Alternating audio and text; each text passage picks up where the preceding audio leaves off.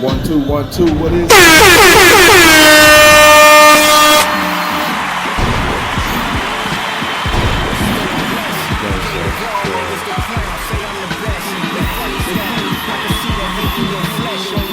How's everybody doing today? Welcome to another edition of Everybody Hates Sleep Show. I am your host, Mark Maxwell. Mark Maxwell, Sleep, they call me Big. Yeah, I got a lot of nicknames. That in the background, that's Nick Franklin in the background. But more importantly, I am here with my esteemed guests.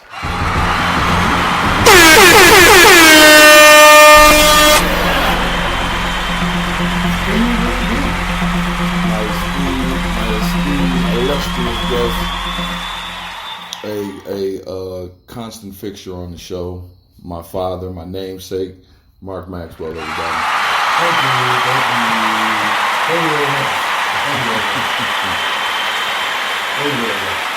How you doing? Thanks, man. Thanks for letting me come on the show. I am excellent. All you look good. Well. This is how I greet people. When they ask me how you doing, I'm excellent. You look good, Pop. Thank you. I'm excellent. And you know why I feel like I'm excellent? Because my mind is good. Mm-hmm. And that's where it starts. You know what I mean? So, yeah, man, I'm great.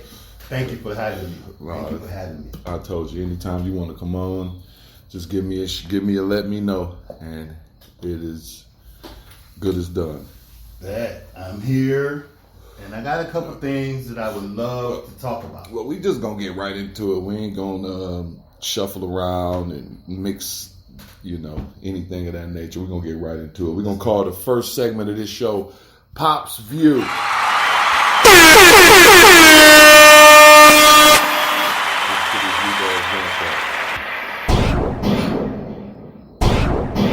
Shooting that little shit. For real, that sounds like a deuce. I gotta get me a better gun shot. You gotta get a bigger gun, man. A bigger gun. You too big to have that little gun, yeah. They shoot 4.5 and shoot with extendos these days. And you got a pop gun, bro. That's not gonna work. Do you know that's probably gonna be the funniest moment of the gunfight when the big fella step up with the tutu? Oh. Niggas on the other side like, you see that big ass nigga over there? Yeah. But anyway, first thing we want to get into on Pop's View is voting. Yes. And in pre-production, my father told me something, and I'm gonna let him elaborate on what he said. So, well, voting. Mm-hmm. Voting is it's a funny thing because the thing about voting is they only give you the choices they want you to have. Mm-hmm. And then they want you to feel bad if you don't pick either one of those choices. Mm-hmm. And the sad part is a lot of people that look like you and me have also adapted that way of thinking. Yeah. And they have this belief that, and I had it too. Mm-hmm. I was guilty until, I started, understand that it's not necessarily the way it's been presented. This belief that if we achieve to the highest level of whatever the highest level we think is, mm-hmm. that person that achieved represents us as a whole. Right. So the person that achieves the most is our top nigga. Whatever he's thinking is the masses' thoughts. Well, not necessarily, because the masses' thoughts come from television. So no, I'm not gonna say that that's the case. That's super sad. But that's the case, though. Right. The masses. I mean, it's evident on so many different levels. Yeah. So many different levels. And the killing part is the thought process. Not the thought process, but what people think about, believe, and carry into their everyday life has been given to them. So they are not your thoughts. Mm-hmm. These are the thoughts that somebody gave to you that you hold on to. And you have to ask yourself, why? At least that. Why do they need to control your thoughts? Yeah. why don't they want you to think on your own? You have to at least ask yourself that much. But you can't even get to that point of asking unless you accept the fact that they are trying to program what you thought. If you don't even come to that conclusion, if you think that, for instance, because I remember now, I smoke a lot of weed, but I ain't no fool. If you believe that when the corona first came into the thought processes of everybody who believes corona, when it first hit the United States, it was one person, and they had no contact with no one from China, and they had no contact from no one from... You talking about little white boy? Whoever. Yeah, little white boy. Yeah, he had no contact from no one from China, and he had no contact from no one from any one of those cruise ships that they allegedly said people got it from. Okay, so how did he get it? That's true. Now, keep in mind that came through CNN television. All right? So, fast forward to today, everybody's wearing a mask, but the original person had no contact. So how are you going to catch something that the original person didn't have any contact? That's what I'm saying is that's the whole idea. They have put that idea in your mind that you will catch it if you don't wear a mask when the first person who caught it didn't have a mask and didn't have contact with anyone. Yeah, that's the one thing that I didn't appreciate with this whole COVID shit. It's skewing common sense was already uncommon. Yeah. And then this shit came about, and so you're telling me the basic way that you catch a cold has now changed? Yeah, that's what they're saying. Not only have they said that it is changed, that it has become deadly. Yeah. But it's only deadly if you go to the hospital, or you old, or you black. That's the only way it's deadly. Yeah. You got a pre-existing condition, or you elderly, or you happen to be black. Because it was a point where for at least 2 weeks where they were saying that black people couldn't catch it. And then turned around. And then 2 weeks later, but see, that's an answer. 70% of the black people have it. There you go. I mean, it's only 30% of the black people in the fucking country. Here's the thing. And this is how you know that they are making people stupid. Making people stupid.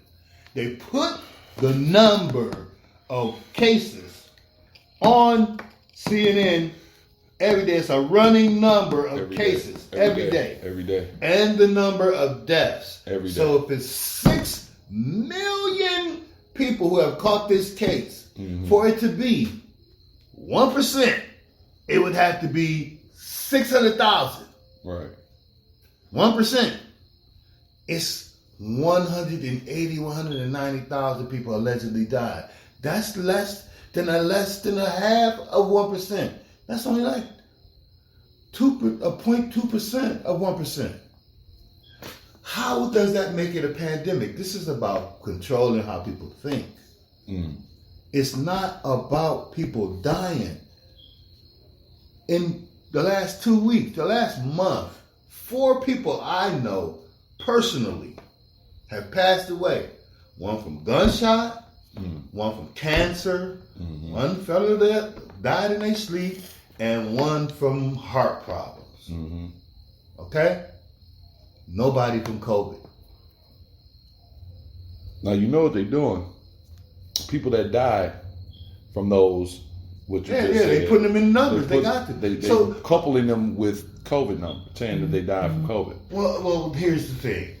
Clearly, if a motherfucker gets his head blown off by a gun, he didn't die from COVID. Clearly. He didn't die from COVID. If a person has had cancer for the last 10 years and been fighting that fight for 10 years and then finally succumbs to it, clearly that person didn't have COVID. Right. Because COVID didn't exist. Not on what we think it exists 10 years ago. Right. So that's not the case. And if someone dies in their sleep, how you going to give them COVID? That's the most peaceful way we all want to go. Mm-hmm. So that makes you a foul motherfucker because why? You must control the narrative. Mm-hmm. And you got to question that. Why does someone need to control the narrative? Why? That's my thing.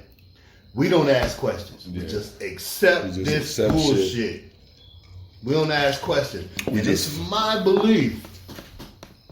I really believe this, that every person of color in this country knows somebody that's conscious.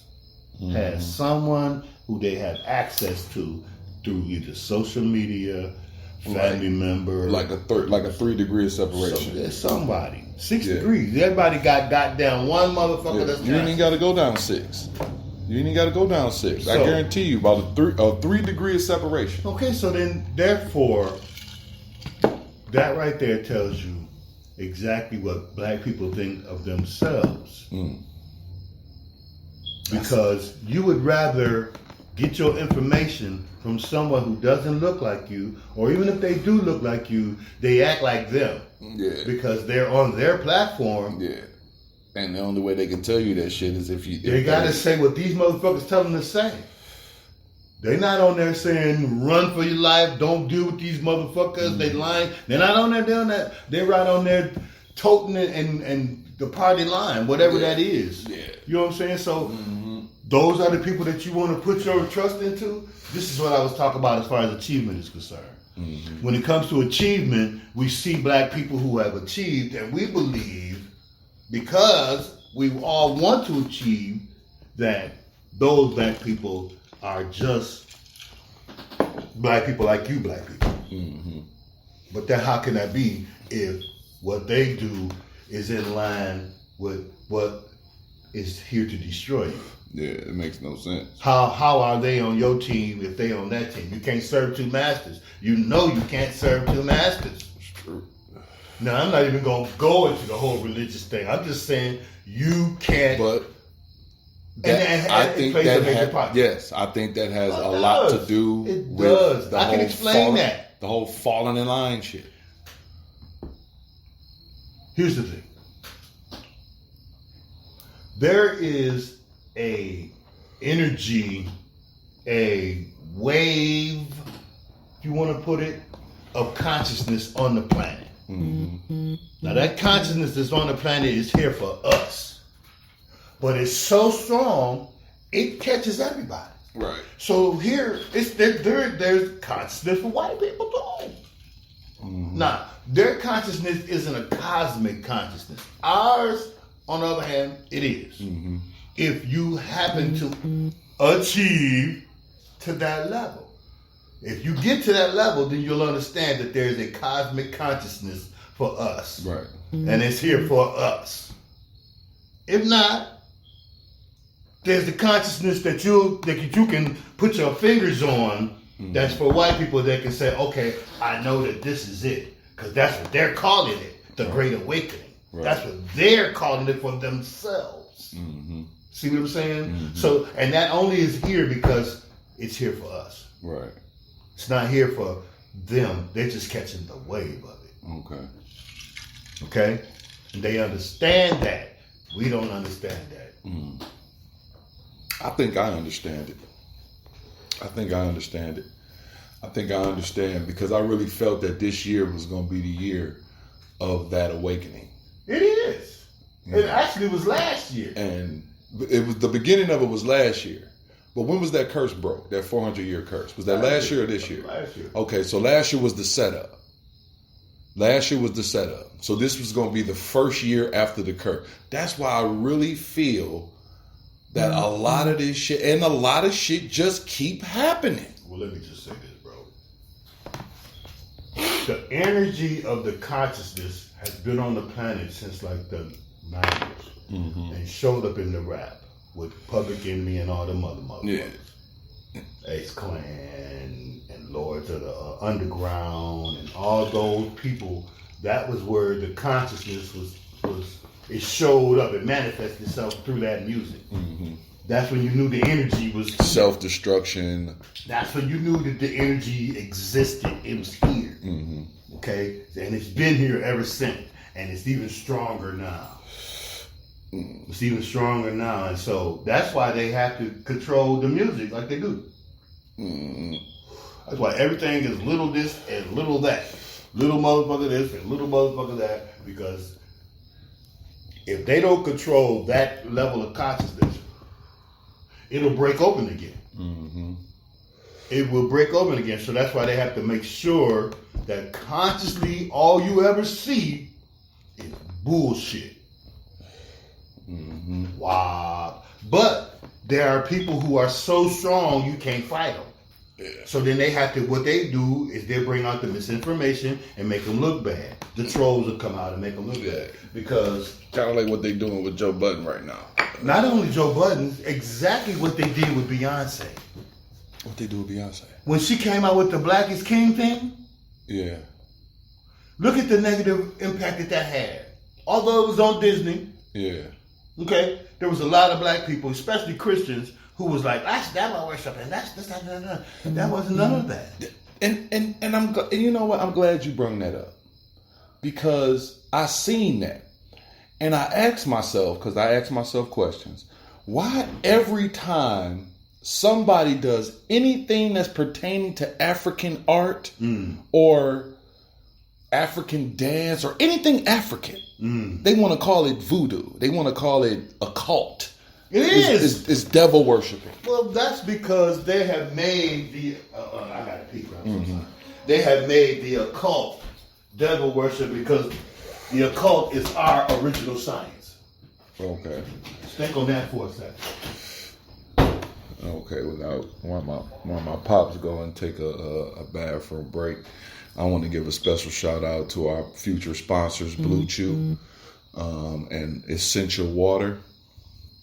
The good people at Blue Chew have a product where they take the generic versions of Viagra and Cialis and they put it in a chewable form for the regular person. They have online doctors. Everything is very seamless and effortless. Process is very cool. Shout out to the good people at Blue Chew and the Essential Water Company. I love you guys. The overachieving H2O. I appreciate everything you do over there. Shout out Ascension Nation.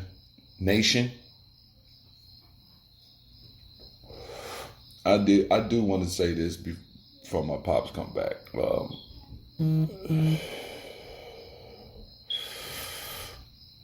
You know,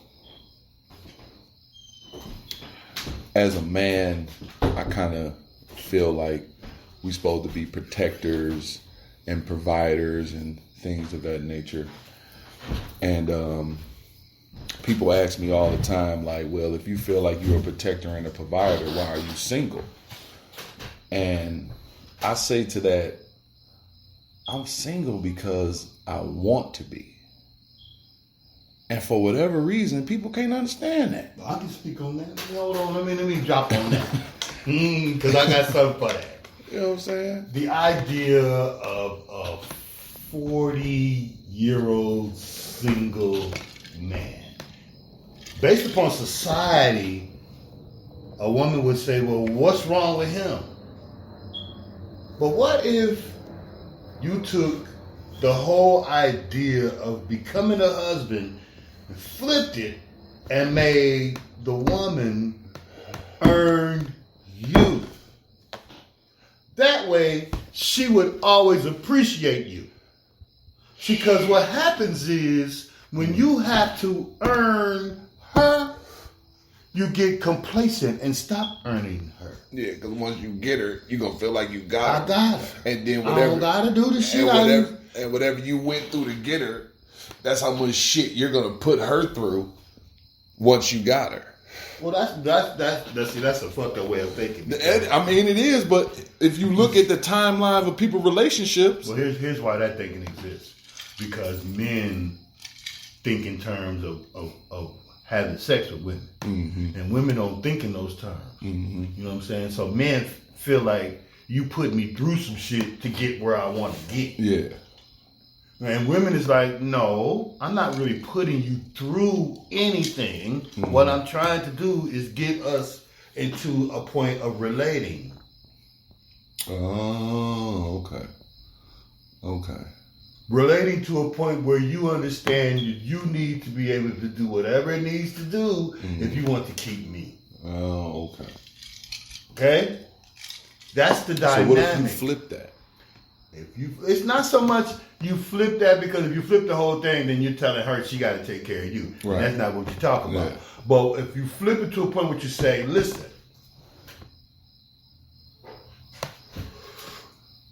if you want me to be what you want me to be, then it is as fair for you to be what I need you to be.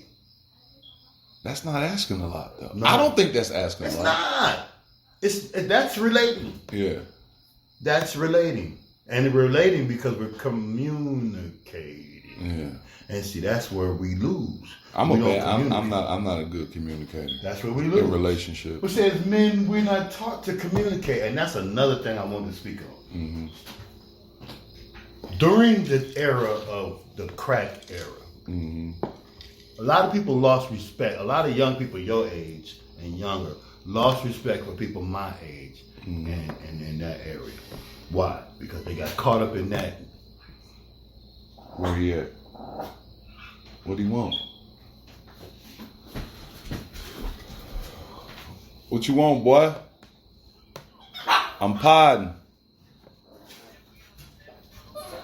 I can't hear you. What'd you say? Man, all right. Is this it? Put that down. All right, ugly dude. Bye. Can I have my phone back? Yes, please. Close that door. Okay. How is she? 7. No. 9. She got nails, false hair. Stop. What she got to look forward to? When she gets 15, 13 to start really developing. What you got to look forward to? And she got it now. You know what you got to look forward to? A penis. Why? Because what you could present to her at that time, you give it to her now. Yeah. And look at the supervisory situation. I'm not putting no bad energy on nobody. I'm just saying you're asking for the results to be negative. Some bullshit. You know what I'm saying? That's all I'm saying. You putting that situation into play because... Trust me, Pops. You are preaching to the choir. I know I'm preaching to the choir. But let's get back to what we was just talking about. You know why I preach to the choir? Because I don't, and I don't brag. You know that's about me. No, I don't brag. I'm about to brag.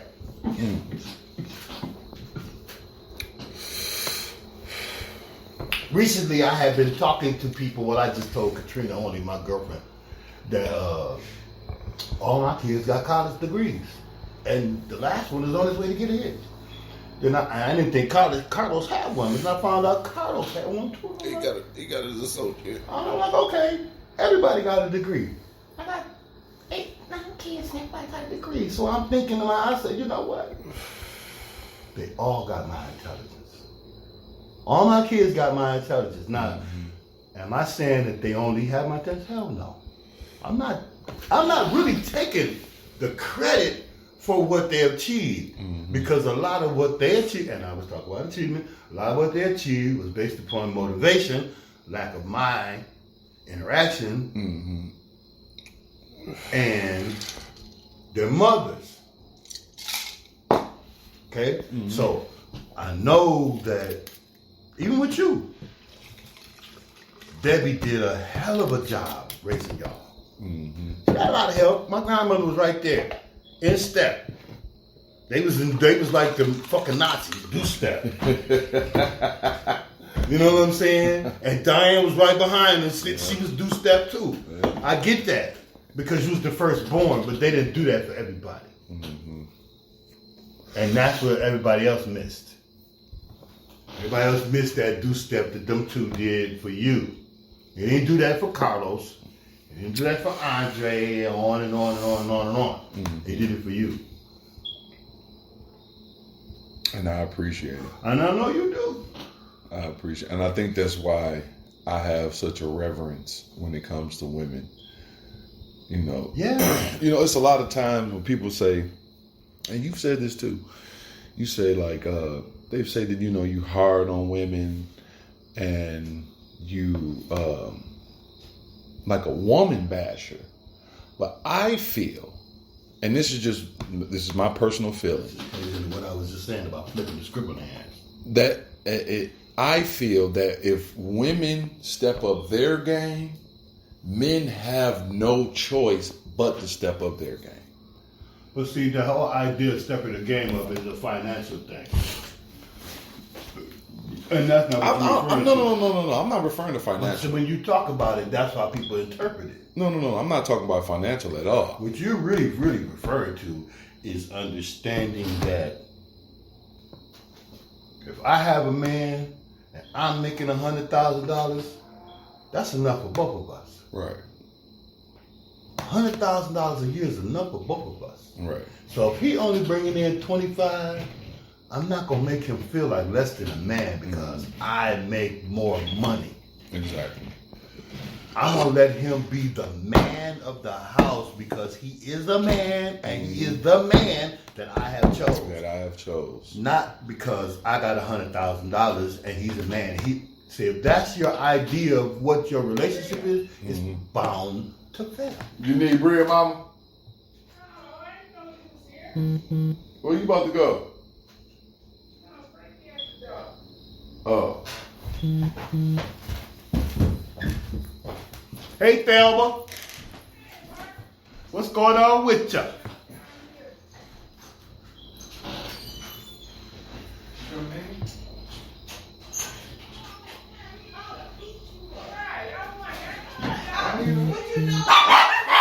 Shut up while I blow the smoke. All these cars here, I say ain't nobody here. That's This is a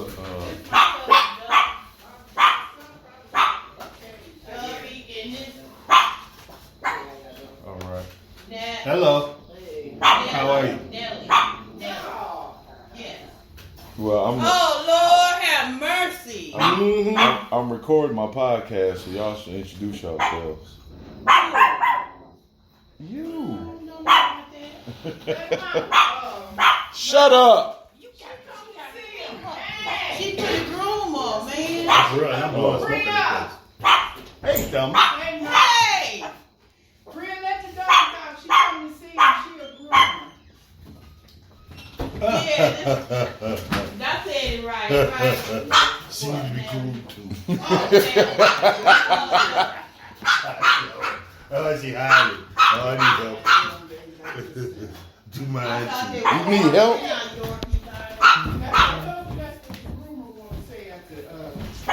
She'll know what they are. She'll know. They mutts. They mutts. Yeah, all right.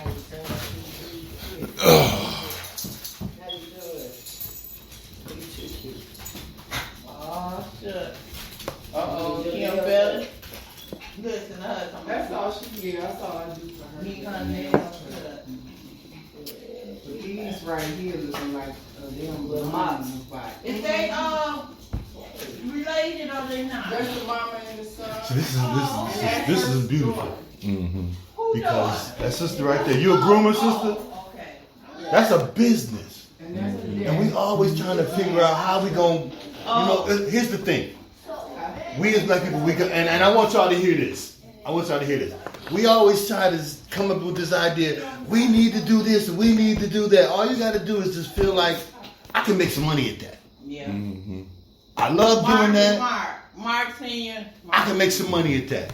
See, if enough of us do that, the problem is the ones that need to do it won't. Doctors, teachers, those type of people, they are connected to that other thing, and they're not going to disconnect from that to connect to this.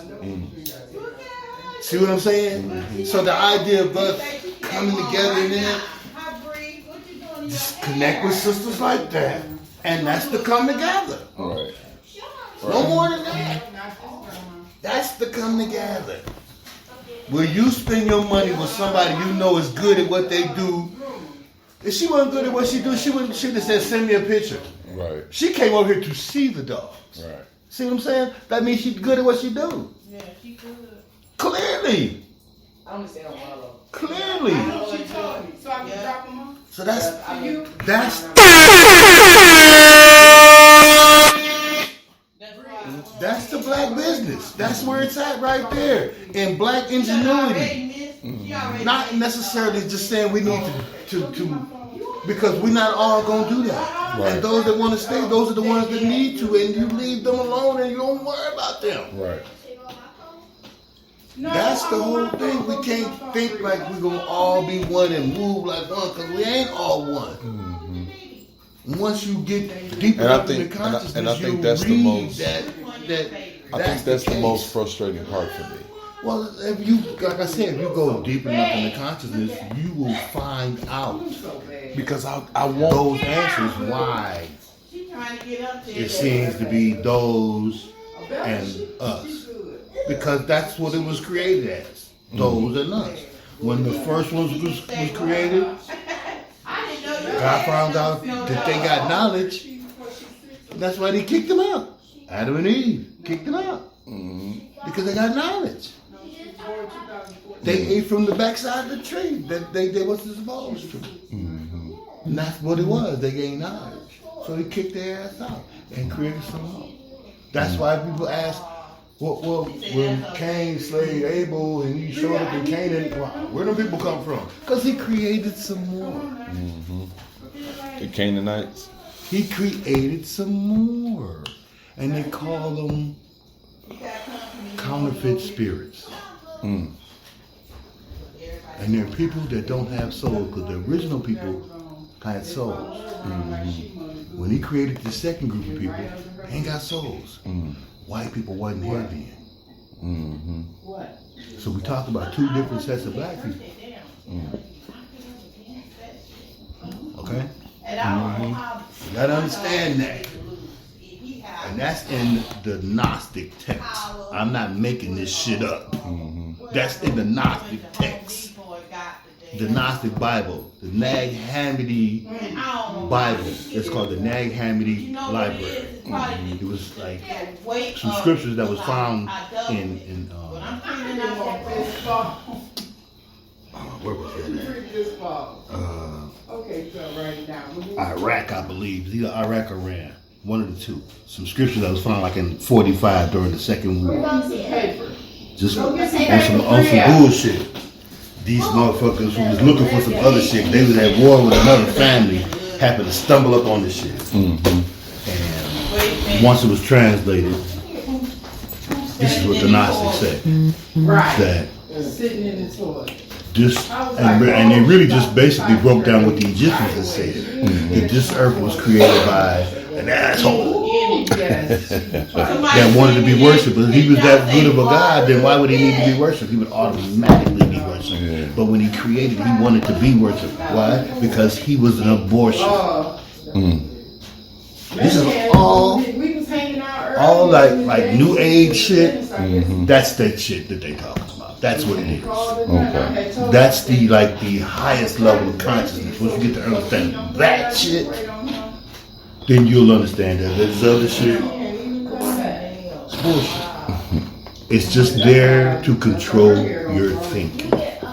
No more, no less. I don't let shit control my thinking. But that's what it is. If you concentrate on that on any level, if you give that your attention on any level, it's controlling your thinking. Because it was created for that. So if you pay attention to that, voting too. So are you gonna vote this year? I'm never voting again. Oh, okay. For what? If there's an electoral college that elects the president, what are people voting for? Okay. That ain't nothing but the census. So you ain't got nothing to do with the electoral college. Voting has nothing to do with the electoral But college. the electoral college is what determines the president. You have to get so many delegates from the electoral college in order to become the president. I get that. The popular vote don't matter. Because if it did, Hillary Clinton would be the fucking president. But She won the popular She vote. won the popular vote. They did the same thing with Gore. Well, Reagan did the same thing. well, Every Gore- time the Republicans win, they do that. Yeah. Okay? See what happened with Donald Trump? Donald Trump tricked they motherfucker. He played that Republican. I'm gonna roll with the Republican guy. And when he got in office, he said, "Oh, you motherfuckers is just as much as the swamp as these motherfuckers." go.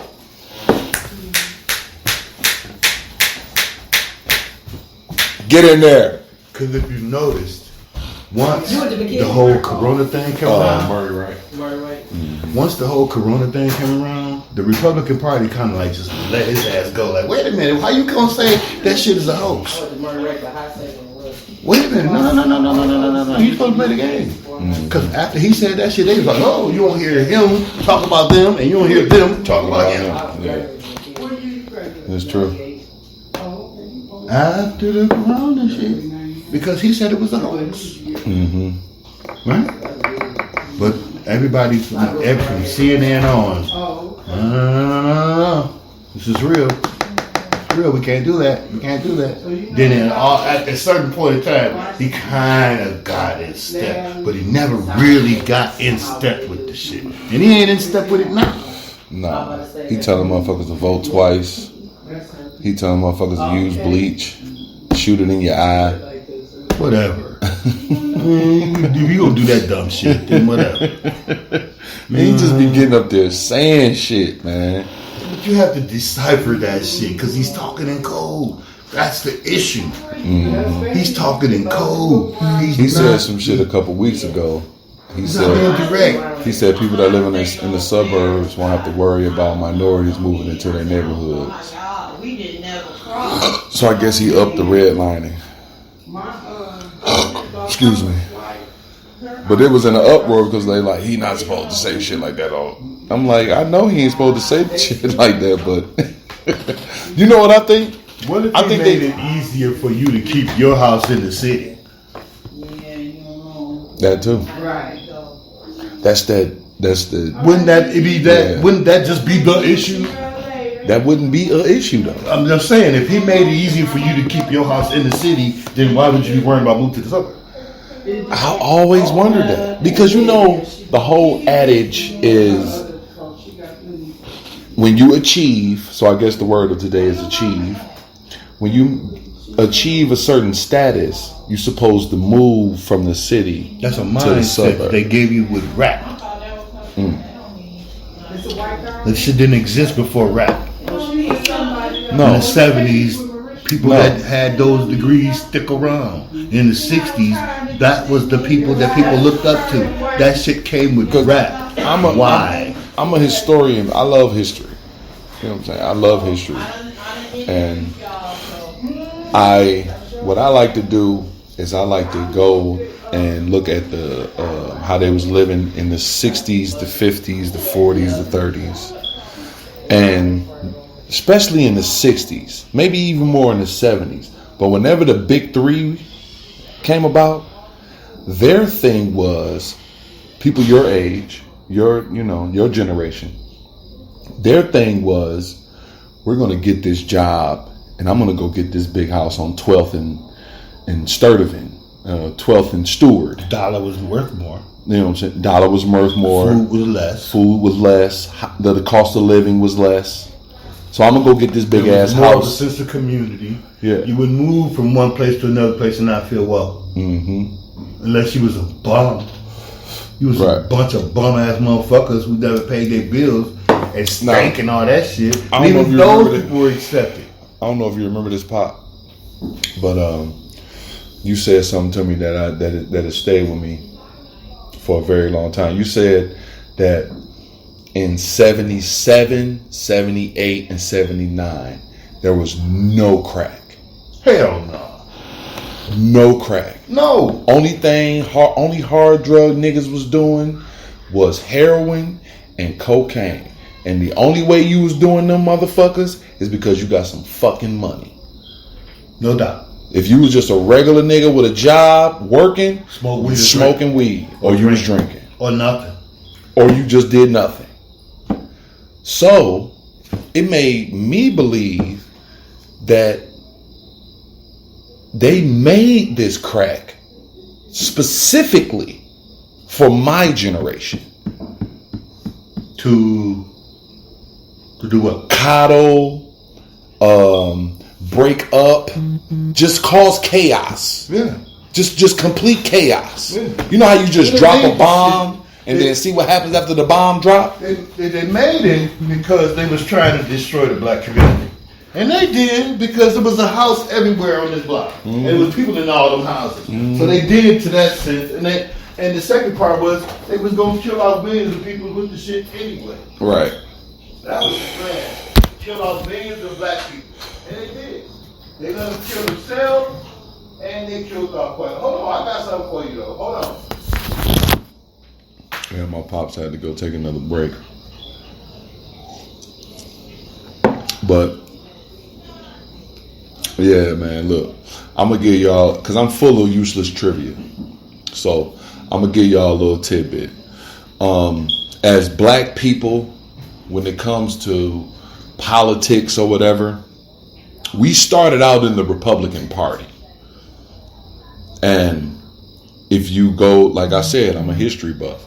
If you go back and look at the history that they gave us, black people started off in the Republican Party because Republicans wanted to destroy the whole thought of separating from the Union. So what they did, which was a very smart PR move, is that if you were a slave at that time and you want your freedom, you come and fight for the Union. And the Democratic Party was made by the person that created the Ku Klux Klan. So for black people to have such an affinity for the Republican Party, I know it's some old wrinkled ass white motherfucker that is just laughing like, what are y'all doing? They all laughing. Like, what are y'all doing? Look at the Democrats. Just spell the name. Spell out the name Democrat and you see the first part of it says demon. Dem. So, wait a minute now.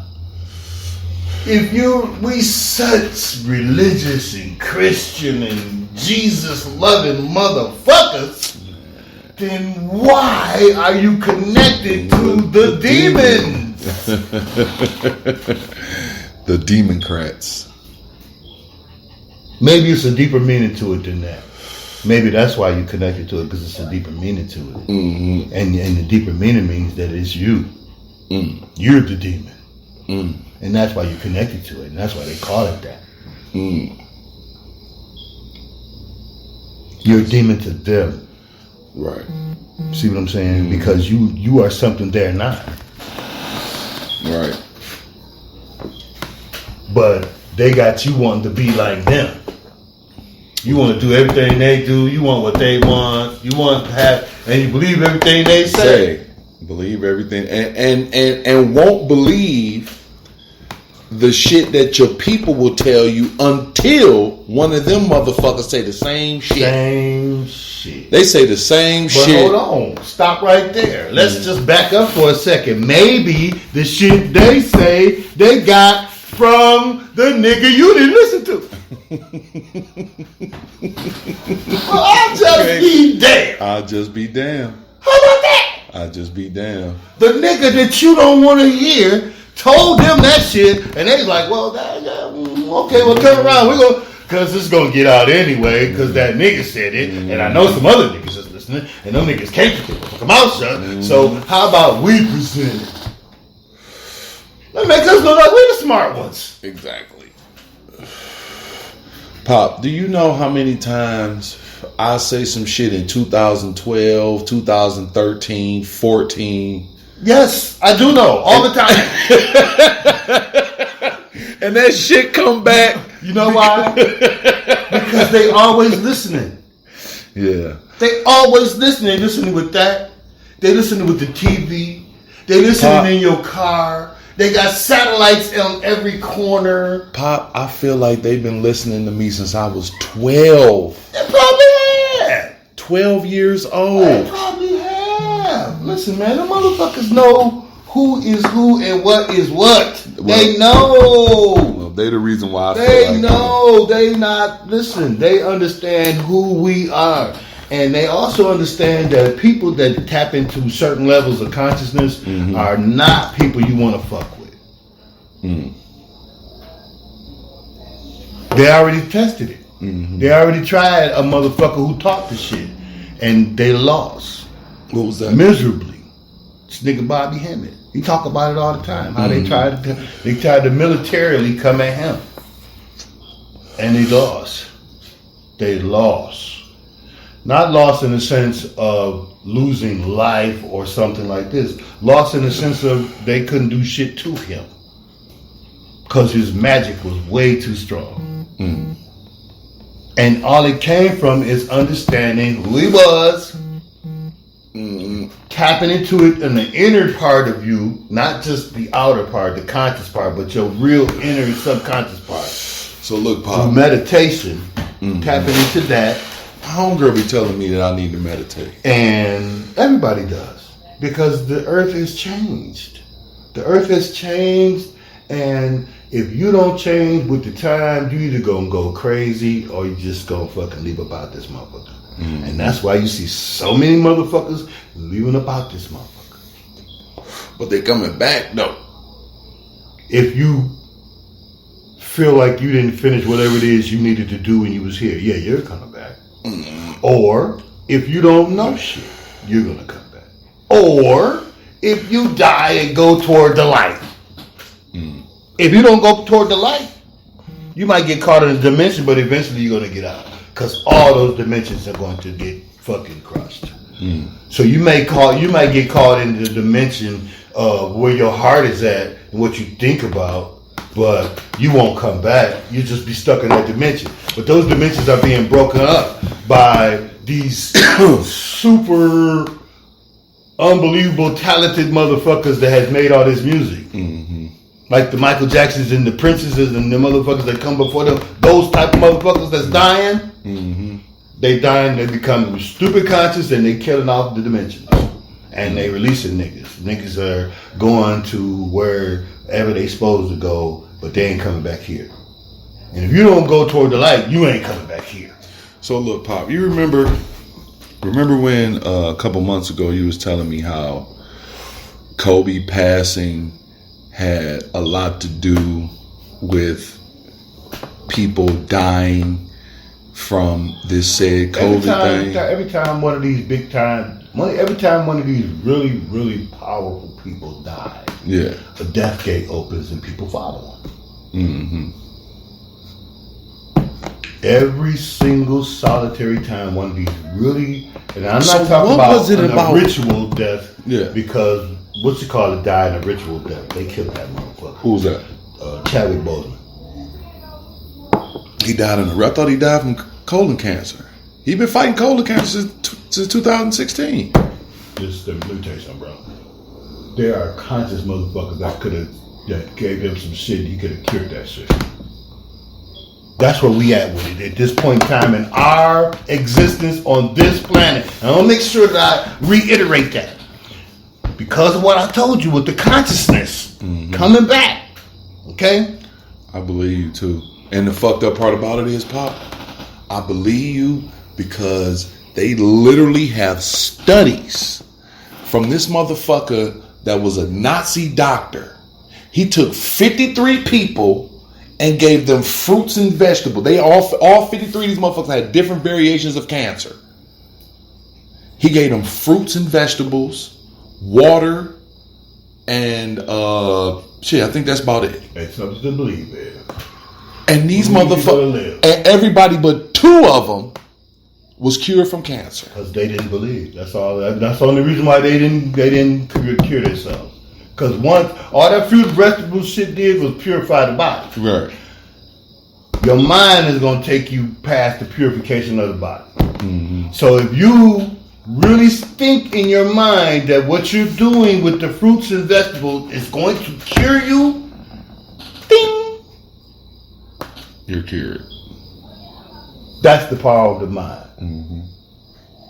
And that's what's on the planet. That's the consciousness on the planet right now. And that's the reason why everything you see going on, keeping people in this circle of fear, is here. And it's going to continue, and it's just going to get worse. Now, you couple that with white people genetically leaving the planet and not coming back. Mm-hmm. They're not making enough babies for the motherfuckers that's dying. Right. That's driving them crazy. They know. I seen this. They know they got low birth rates. They know that. I seen somewhere where white people were dying at an expeditional rate. Yeah. And not only were they dying at a fast rate, their reproduction is at a lower rate. Because of the sun. Because of the sun. And because of what the sun generates in us. Yeah. The energy, it's a different kind of energy on the earth, and they can't take it.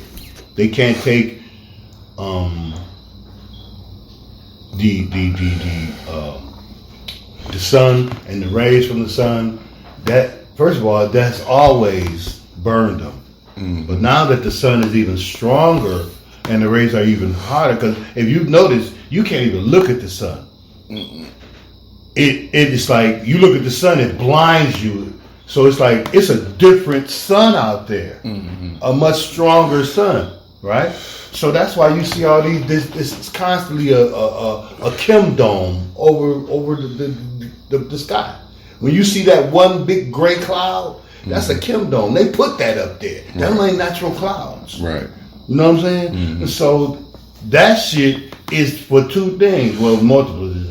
One, because this shit's it's a chemical dome. At some point, it's going to dissipate, right? And then what's going to do? It's going to come back down to the fucking ground. Land on who?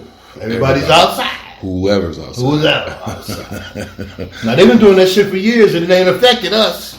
It's killing these motherfuckers off.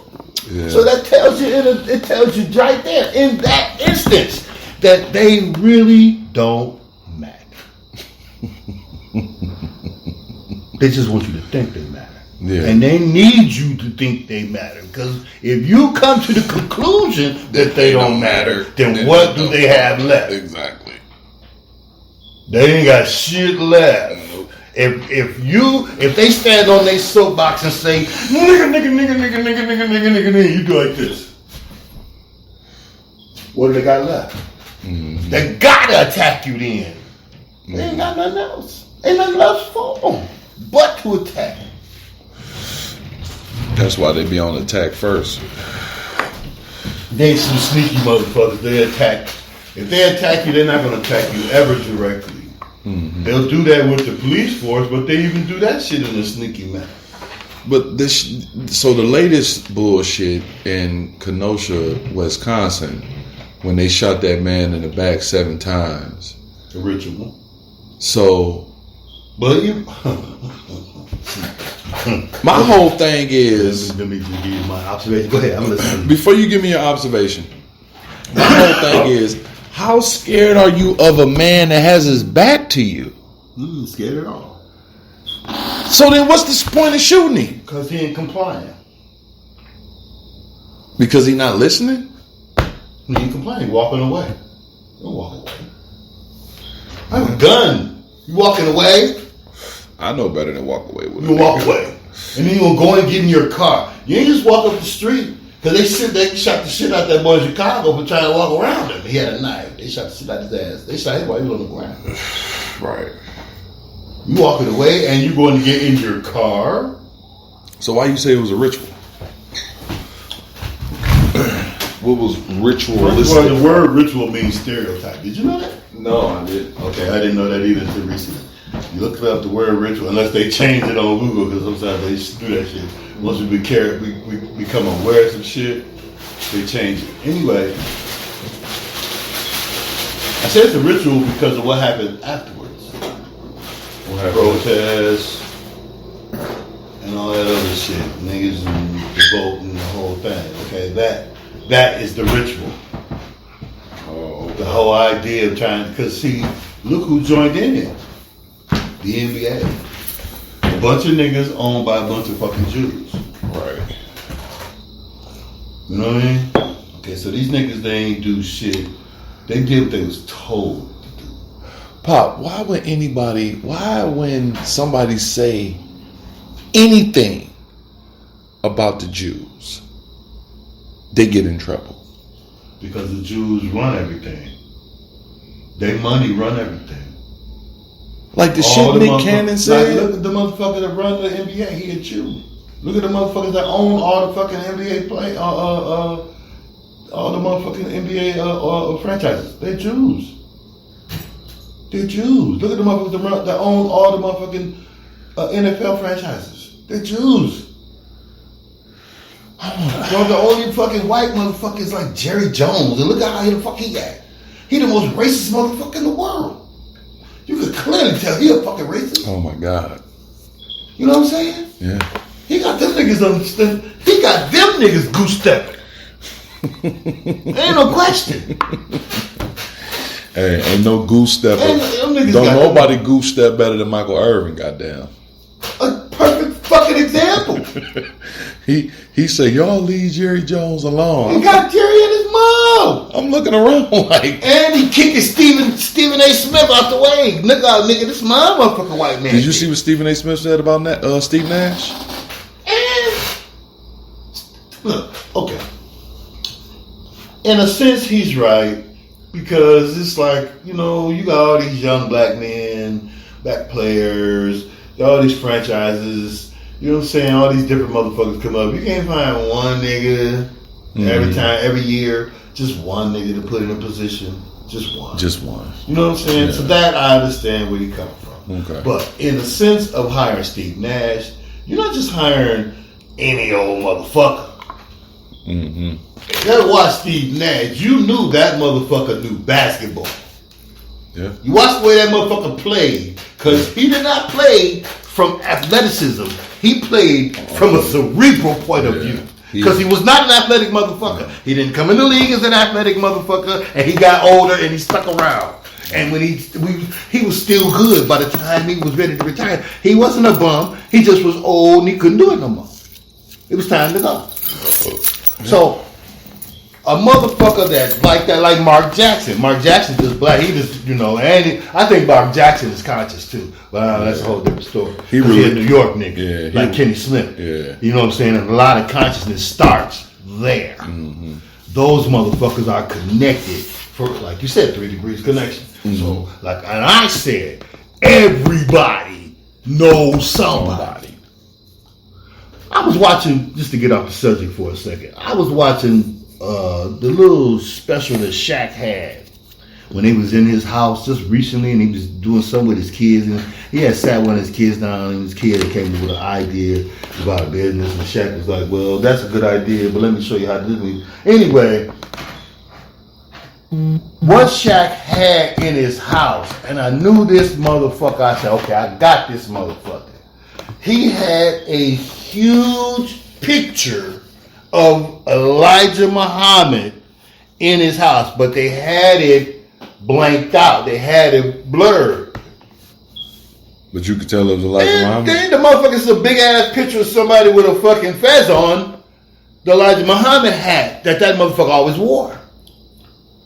This was sitting in it was a big ass picture on the wall in his big family room, where the hall from one side of his big ass house connect to the hall to another side of this big ass house, which connect to the kitchen. So this big ass picture is the picture you're gonna walk by all the time because this is the family room. This is the feng shui place. Right. So this is a big ass picture. It's blurred out. It's Elijah Muhammad. I seen that picture. I said, "Oh, nigga, and your name Shaquille? Nigga, you don't fool me. You might fool all these other motherfuckers. You don't fool me. You half-ass nigga. Whatever. Do your thing." So let me just say this. Recently, there has been, I don't know if you up on it. You up on MREC? MREC, what was that? Okay, you ain't up on it. Okay, MREC is a blogger or whatever you want to call it, big black nigga from New York. Mm-hmm. Got a page. He trying to be a half-ass rapper or whatever, but he kind of got a connection with some rap niggas from the street. Mm-hmm. So he can have some connections from certain people that connect to the bigger name people because they may have worked for them, they may have grew up with them, that type of thing. Mm-hmm. Okay, so now he got this chick on his channel named Amina, light-skinned chick. Amina may be the same chick that was on The View, not The View, but one of them other women combo shows where she might have opened her mouth and they kicked her ass off. All right, so she on his show and she is the black version revealing all the QAnon shit. That's white people's consciousness. Mm-hmm. QAnon. You up on the QAnon shit? Mm-mm. Oh, man. QAnon is supposed to be some sort of military operative who has a direct link to Donald Trump. And the reason why Donald Trump was picked to become the president from the military is so that they can bring what he calls the deep state down. The deep state. Nah, I've heard of the deep state. The deep state is supposed to be the people who basically run the world.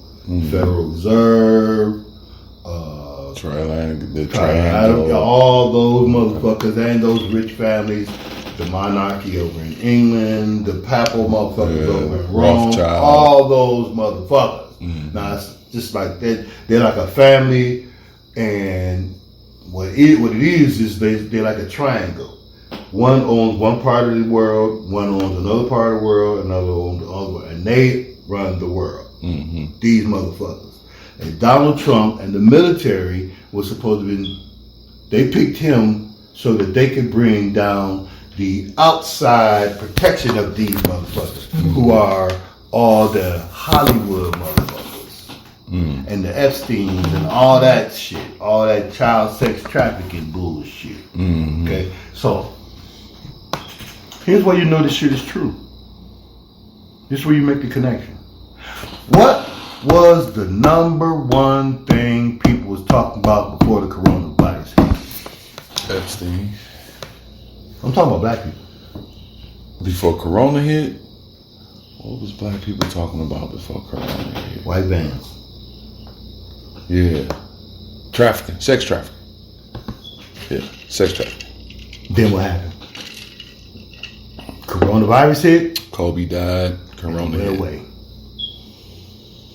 Went away. The awareness went away, but it didn't go away. No, but that's why it the focus came to pass because of what Donald Trump is in office to do. Bring all these motherfuckers to heel and kill them all because Obama and his cabinet was the motherfuckers responsible for that Russian bullshit. And Russian bullshit. Whatever they said that Donald Trump was connected to Russia about, that was Obama and his cabinet up to that. At least that's what they say. And if that's the case, they was trying to run the presidency from another location and subvert him. That's treason. Mm-hmm. You can't do that. That's treason. No, you can't do that. Well, then that's what is going on, and that's who QAnon is, and that's what that shit is all about. The child sex trafficking is directly connected to Obama and the treason. And it's all one big thing, and all these motherfuckers are involved in it. And that's why I went away with the corona. Because Donald Trump and the military supposedly, allegedly, have had military tribunals for all of these motherfuckers and executed them all, including Obama and Michelle. And the talk about Michelle is named Michael. Michelle was a man. Now, you know that ain't gonna sit well with niggas. At all. But it all makes sense because Obama was the one that signed the LGBTQ shit. Yeah, man. He's the one that signed it. So it stands to reason that motherfucker was in the White House with a motherfucking man. He supported transgender shit.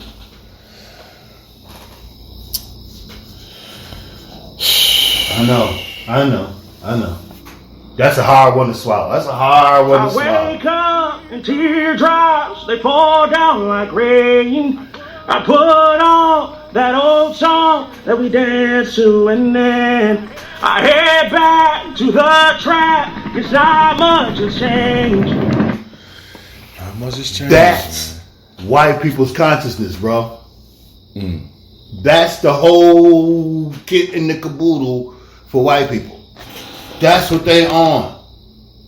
Now let me take it here to the whole Black Lives Matter shit. Oh my God! Now, I'm gonna clear this up real Did I ever good. send you that video when I looked at the mission statement of Black Lives? I read it.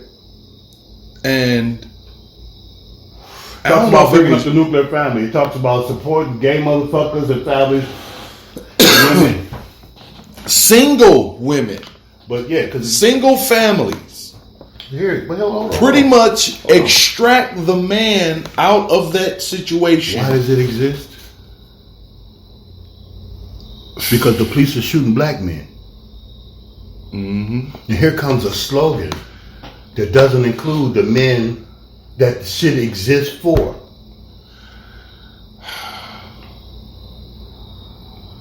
But they guise it. They use the men that has died. Tell you, sugar. Remember when before I went to the bathroom, we was on the conversation of the occult, right? Okay, so that's everything that you see on television presented to you in a mass form is something that they in the occult world for them are using to gain your attention, get your energy, and send your energy up to their God, the God that everybody has ever prayed to keep this shit going, to keep them in the positions that they are in. And this is being done by the motherfuckers over in Israel. Those motherfuckers. The priest, the white man priest. You know, I have my qualms when it comes to Israel, Pop. Fucking through. I have my qualms because in 1942, for whatever reason, 42. Big number. 1942, they made this big old spectacle about bringing the people back to Israel. But you know what I noticed in that video?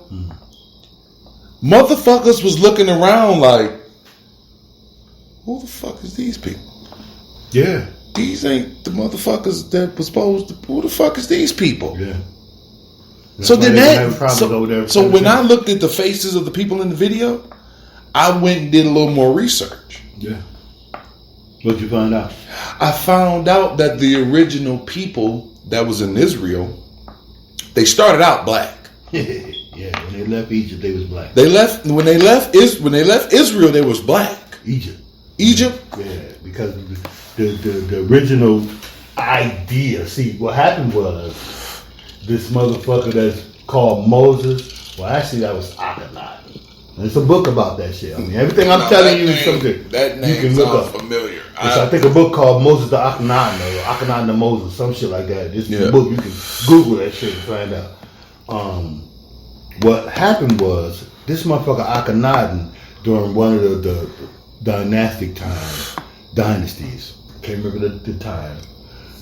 What happened was he had decided that he wanted to make it a one deity religious system, where before the many dynasties before that, it was a multi-deity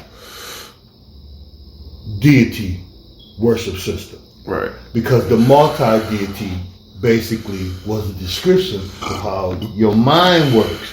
Every one of those gods represented an attribute of some sort in your mind or your body.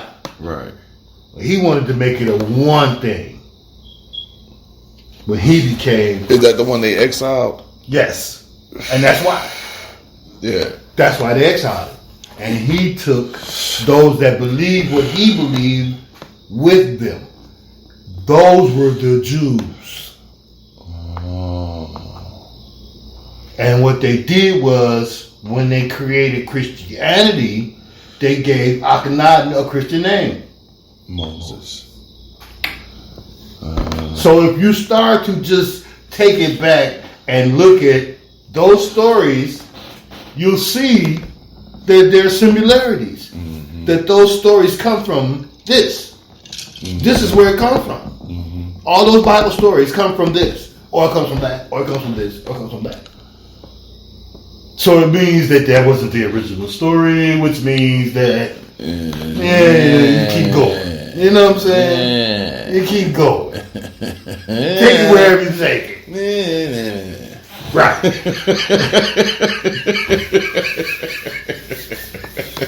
Shout out Bill, man. Listen, let me just say this about that. That was a Bill moment. Bill. Shout out my nigga Bill, man. That one hurt me so bad. So I was crushed by him. So look, let me tell y'all the story of Bill. So Bill say to me, he say, "Look, baby Gaga." Baby Gaga. He said, "If you're gonna be around, you gotta do something. You just be sitting up here. You ain't really supposed to be up here." So he say, "Why don't you start taking the stats?" I said, "What are stats?" He said, "Stats are statisticians. So why don't you start taking the stats of the points and the assists and the rebounds and the blocks and all of that?" So I think that was the first time that I did some type of research or for something that somebody told me. So he said, look up, he said, do the stats. So then I went, because at that time you had to go to the encyclopedia. Right. Because there was no fucking internet. There was no internet. And well, the internet was there, we just didn't have it. And we wasn't on that. Granny wasn't on that. Computers and all that. No, she didn't want to fuck. She didn't have cable. Nope. You're not bringing none of that shit in the house. You know what I'm saying? Whatever comes on when I plug this bitch up, that's what we gonna watch. I ain't paying for shit else anyway. And the encyclopedia used to come to the house, but you only got A through E. Yeah. If you ain't got motherfucking H to you got to go to the library. So I learned I had to go to the library, had to find the S. Look up stats. I did a lot of, you know what I'm saying? Mm-hmm. Did my research. So that's when I came in, had my little notebook, and you know, y'all will play your games and shit. And I'm like, hold on. Don't nobody move. I gotta write this shit down. And y'all looking at me like, man, look, we got. I'm like, look, wait, don't move. Let me write this shit down. So I jotted everything down. I got to jot down the whole team stats. Oh my God. On both sides. I had a notebook You talking about some rich moments, bro. I had a notebook full of stats. So then that's when I figured out averages. So then I started doing fucking averages.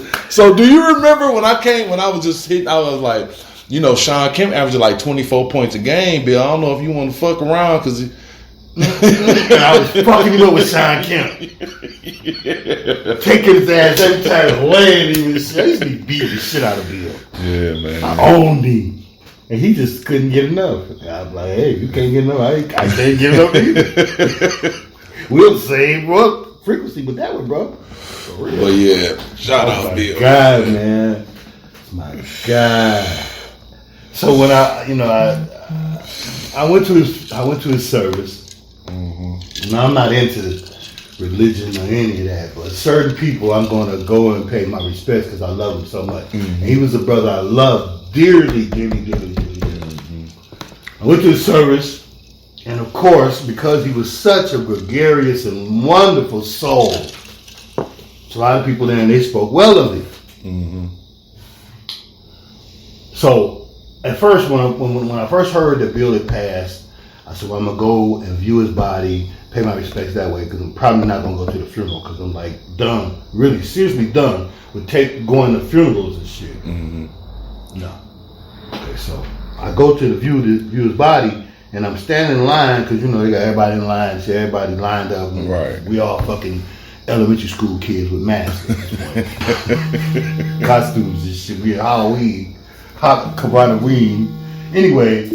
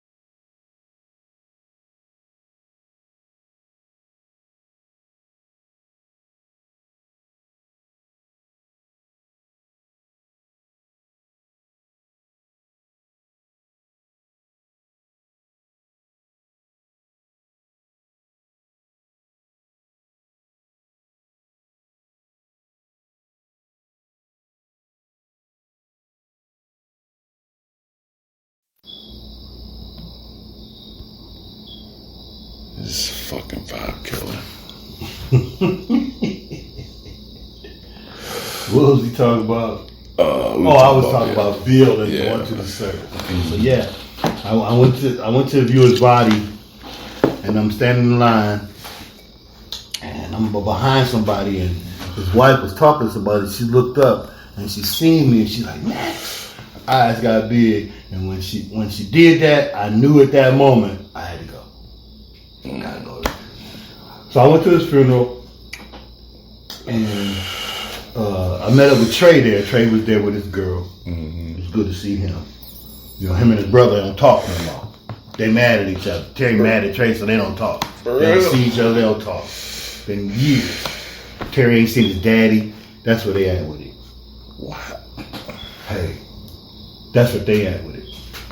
You know what I'm saying? So anyway, I could give you some other shit, but I'm not gonna go there. That's crazy. Anyway,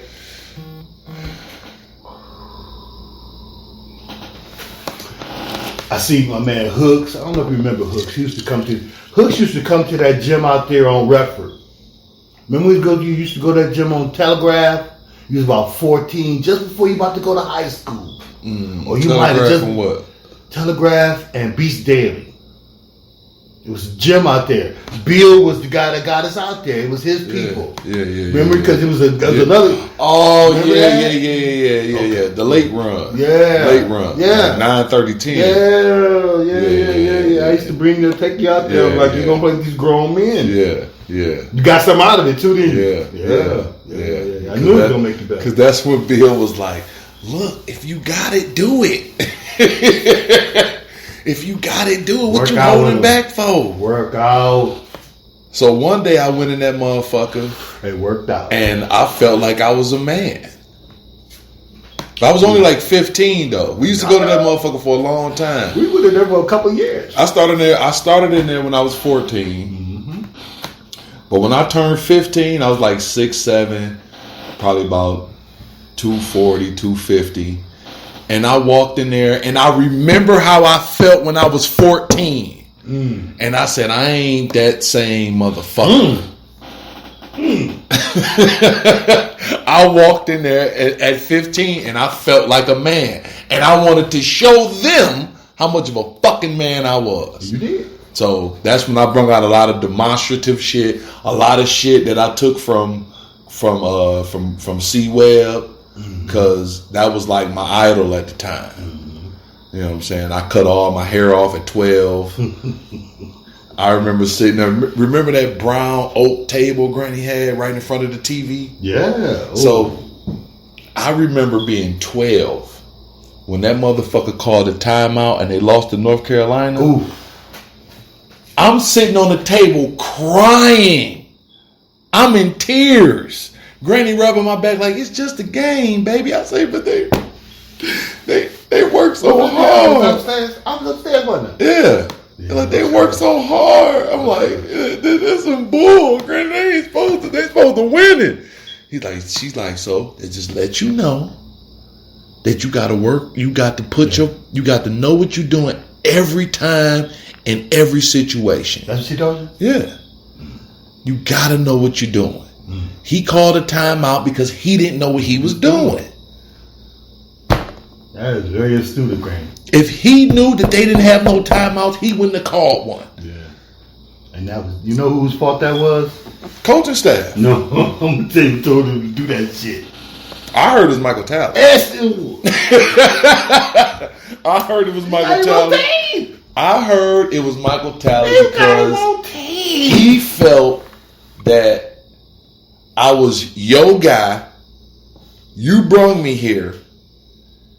And then as soon as my sophomore year comes, you bring another motherfucker to play my position? Yeah, his boy. Your man. Your man's that you coached in high school. You know this motherfucker gonna get burned. You can't. That's his fault. Because he should have saw that coming. When Perry Watson showed up, he should have known. This motherfucker then coached 5 All-Americans. At least one of the motherfuckers coming with him. If not 2. But you got to expect one to come. Should have went to Steve Fisher at that time and said, listen. I'll play the 2. I know. I think it'd be or best I need to leave. if I transfer. Yeah.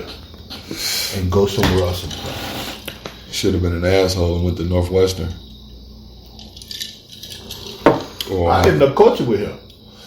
I thought you was reffing with him. Tally? Yeah. I ref for him. Oh, okay. Well, I was coaching with him. Tally, let me show you how fucked up this motherfucker is. Tally had got the AD job over at Melville ABT. And I was coaching with him the summer before that. I got him a couple players, right? He took the players over there with his son, and we was going to coach. And then he's going to give me the girls' varsity position. I don't know what happened. All I know is I get a phone call that I got fired because somehow or another the girls had seen something inappropriate on my phone. Huh? Your What? phone? What? It was flip phones at that time, so it ain't really. And then you ain't even the type of motherfucker to let anybody see your phone. Your phone gonna be cut off and in your fucking pocket or in your car. Your phone. Tally was on some bullshit. Man. They tried to say that I was inappropriate with the girls. That's what they tried to say. That's some That I was bullshit. inappropriate with the girls. And it pissed That's me some off. bullshit. You know what I'm saying? But then I realized that was just all Michael Talley. Yeah. You know what I'm saying? So why he just? Because that's the kind of motherfucker he is. So instead of That's just the being, motherfucker that told Chris Webber to call timeout. What would you just say? You brought me here, my boy. What you just said about that motherfucker? What you just said about it? That's fucked Kind up. of motherfucker he is. That's fucked up, man. Yeah, he's a fucked up motherfucker. That's the kind of motherfucker he is. But that brings me back to the point I said originally. There are people who are not original people. See, because a person who has a soul, a loving heart, loving soul, wouldn't do backhanded shit like that. Yeah. But his whole actions Detrimental. is backhanded shit. That's more detrimental than backhanded. No, it's backhanded. The outcome is detrimental. Okay, thank you. The outcome is detrimental. It's backhanded, but the outcome is The detrimental. intent. It's backhanded. What happens after that Yeah, is what happens after that. right. But the intent is what it is. And that's what I'm talking about with that motherfucker. So look, my man Shad, he got an interview with Chris Webber, a 3-part interview / documentary. And the only reason why I'm going to give this insight on my podcast is because me and Shad had a conversation. Shad is like my muse. Okay. You know what I'm saying? He fucks with me on some bro family type shit. Yeah, he wants to see everybody win. You know what I'm saying? Yeah, okay, I get it. And before He always was that kind of person. and before he came out with his social media platform, because he's really he got an interview with Isaiah Thomas. Okay. And he makes Isaiah Thomas get into some in-depth shit that he didn't even talk about. I forget the guy name that Isaiah Thomas taught him this passing per hours. So it's 4 points of passing. 1, 2, 3, 4. And Isaiah Thomas was saying Magic Johnson has 5 points because he's 6'9". So it's one exactly. And when he did it, I'm like, that's some guard shit that I ain't even, you know what I'm saying? That's like next level guard shit. Yeah. Yeah. And I've never heard Isaiah Thomas say that shit on any other platform. But that's the type of shit that Shad is getting out of people. I get that. You know what I'm saying? I get that because a player like Isaiah would understand what a player like Rashad had. Because that nigga had all of it. And he ain't the biggest mother. That nigga ain't this big. Yeah. And he had all of it. All of it. Everything you So wanted. you know them niggas cross paths. You know what I'm saying? And a nigga like that, he gonna come at you. So you gonna have to go back at his ass like, oh damn, I really gotta show this nigga I'm that. Right. So Isaiah got him. That's why he brought it out of him. Because he respect him to that level. He respect him to Magic Johnson level, or he wouldn't have revealed that. I say that to say, he told me that Chris Webber was going to get in depth about the timeout situation, which is something he's never talked about on any platform. No, and I can completely understand why. Again, he would go there with Rashad. Because again, respect is respect. Respect is respect. Respect is respect. He ain't doing it on, to see if he did it where it would be reported in the media, then people could critique it and say that he did it for this reason or that reason. No, if he does it with Rashad, he's doing it because that's what I want to do. Number one. No more than that. I'm going to give it to who I'm going to give it to. I'm not giving it to these motherfuckers so they can critique it and say it was that, and this is the reason why I do it. If I do it on this platform, then they can't say he did it because. Right. No. As a matter of fact, if you get it, you got to pay this nigga a whole lot of money for it.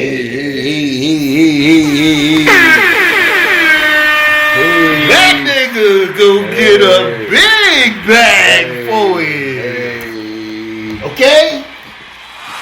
So, now, I say that to say this. In that respect, I respect Isaiah and I respect Chris Webber. Why? Because they're revealing those secrets to who? Black man. Exactly. Okay? Not them, but us.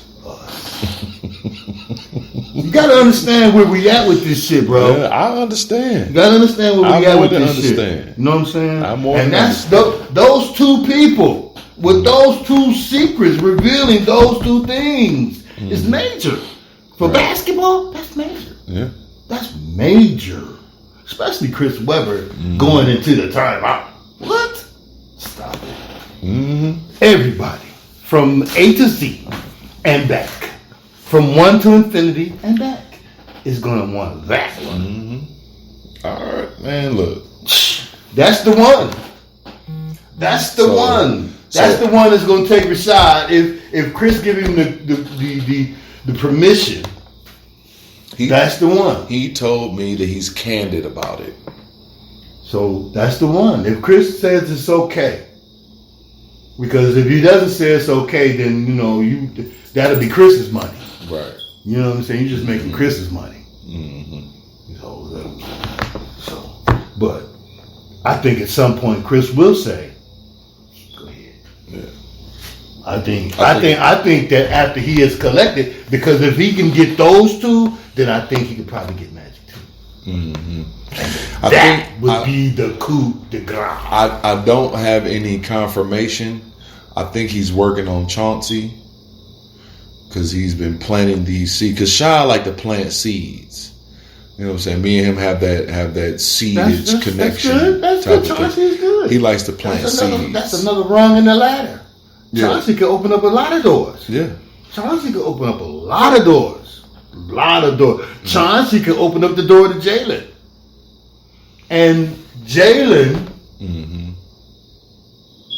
could bring Chris back to Michigan. After Rashad gets the bag. Because Chris can say, listen, I'm going to let you get the bag. Let's give me 2%. Right. You're going to get the bag, though. It's going to be a big bag. Big bag. And then I'm going to go and do this. I'm going to go and do the back. I'm going to go back. That's the plan. It's a beautiful plan. It's a beautiful plan. It's a beautiful plan. It's a beautiful plan. It has unity rooting right all up under it. Who winning? I love us. That's the whole idea, baby. That's the whole idea. That's what it's all about. At the end of the day, who is winning? And it need to be us. See, we have to start thinking in not the terms of the war, but the battles. Battle here, battle there, battle here, battle there. That ends up winning, and then you look up and the battle is won. Ain't no more war. We ain't won. We ain't got nothing else to fight for. Because it's being fought on more than one. It's our fight is being fought for us. We don't understand. All we got to do is just shut up and join in. That's it. That's it. But when I ain't going to say we, because I ain't that there no more. Right. A good deal of us, them, those, black people, fighting their fight. They're fighting their fight. And voting is fighting their fight. You ever heard this nigga named Papa Duck? Yeah. Okay. Do you listen to him?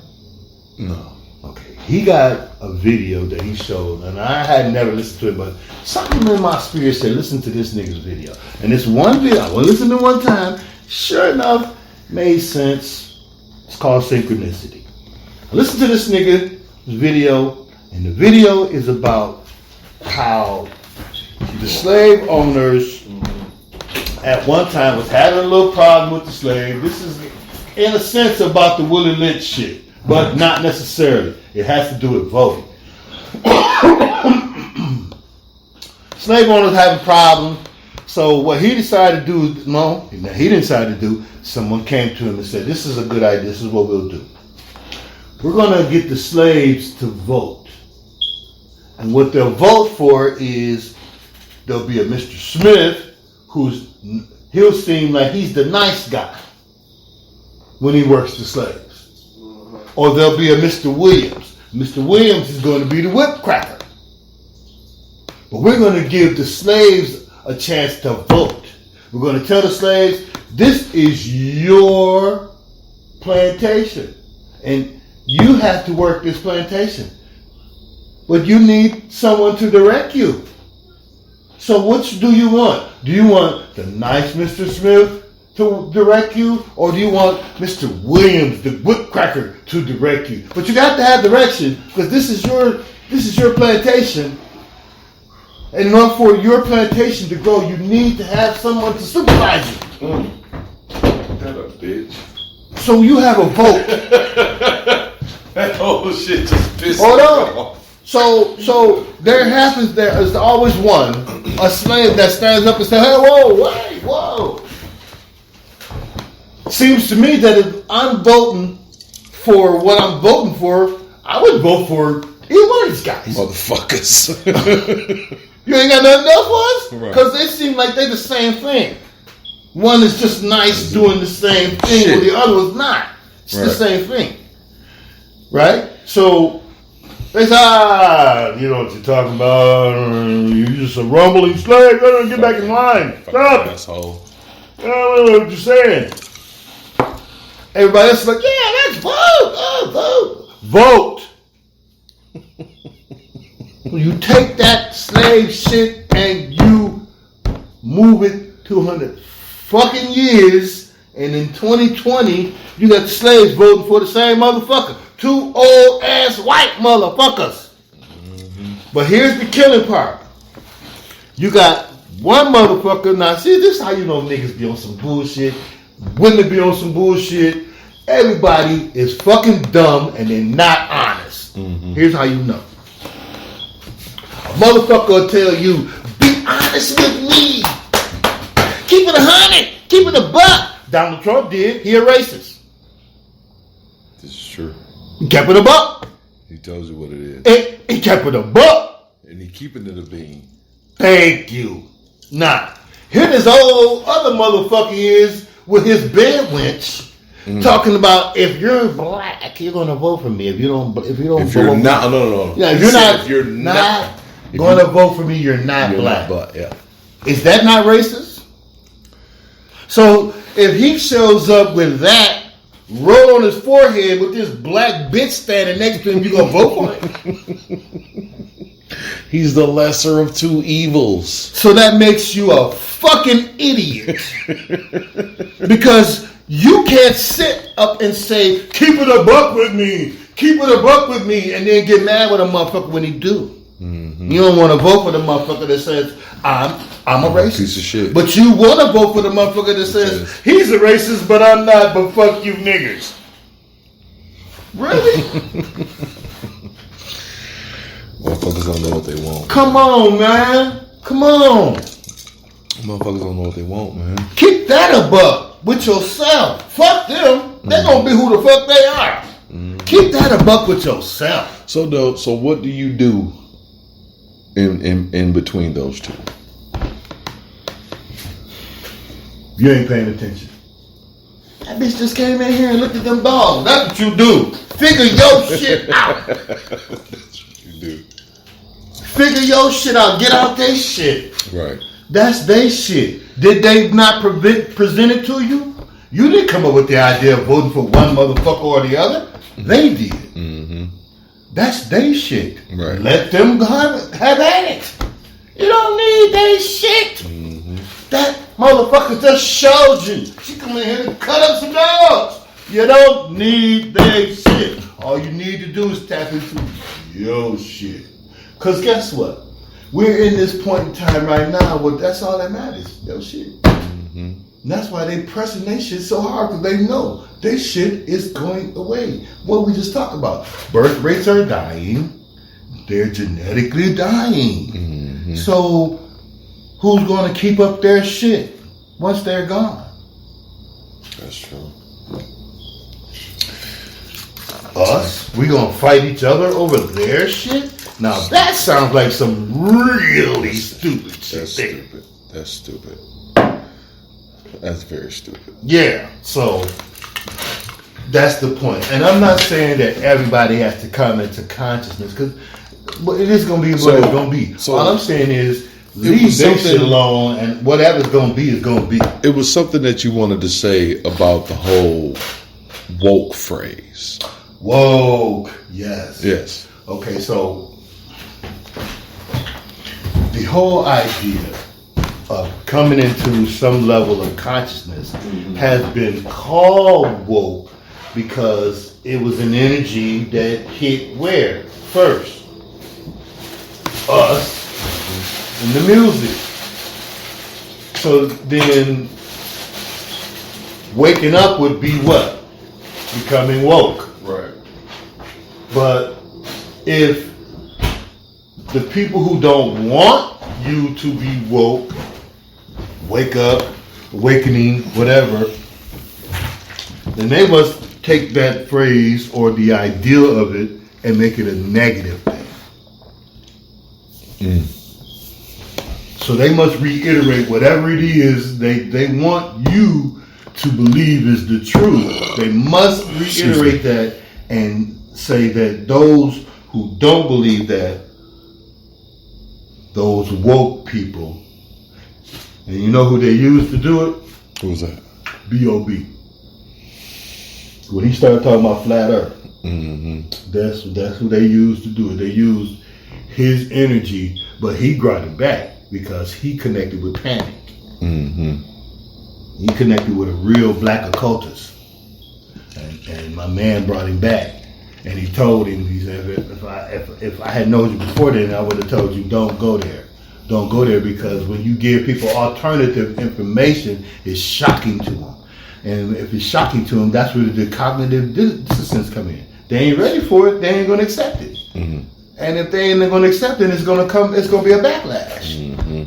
So therefore, that's when they took the whole idea of woke, waking up, awakening, consciousness, whatever, and made it a bad thing.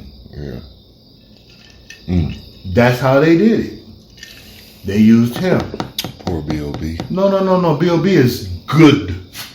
Good money. When I say he's good money. Good money.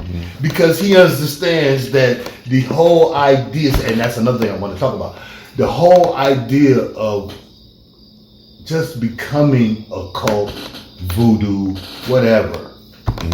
That is all our original science. Oh, that's ours. A cult only means hidden culture. That's all it means. It does not mean devil worship. So why do they make it It means that so that you won't fuck with it. If they put the word devil in front of it and you believe in God, you run another way. It's true. The other way.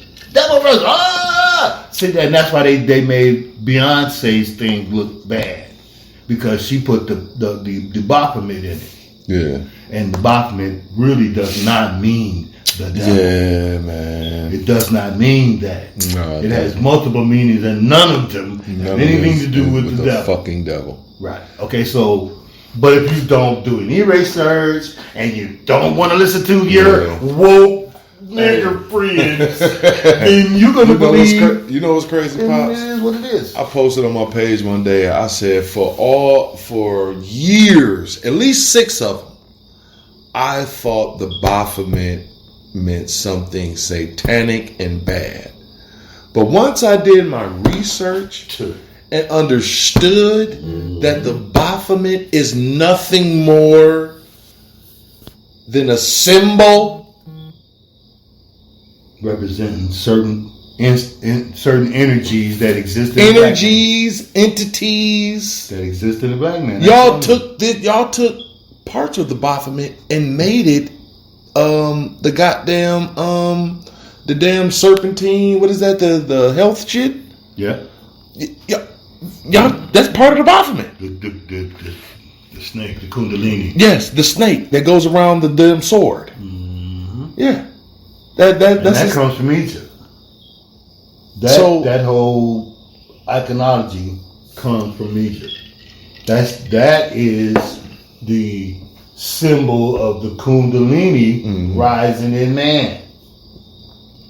So I want to go back to something. To the dot, which is your pineal gland. I want to go back to something that you put me up on and they were talking about when Kobe died, how the Kundalini energy in the masses shook. Yeah, they shook it. And they seen that because they tried to do the same thing with Nipsey.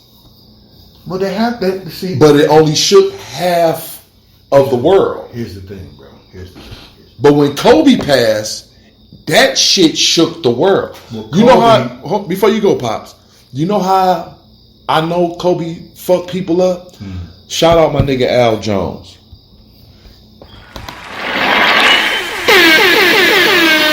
Fuck you, Al Jones. He got a project coming out. At the end of the podcast, I'm gonna play one of his songs I want you to listen to. Okay. So Al Jones called me and he like, look, my nigga, you know I don't give a fuck about shit. He was the first motherfucker that told me, drop Jesus and believe in yourself. I laughed at him. I said, nigga, you crazy. He said, you know what? I'm not going to be mad at you because you going to remember we had this conversation and you'll be back. And sure as shit is brown. I came back. He said, what? Oh, your Sky Daddy ain't real.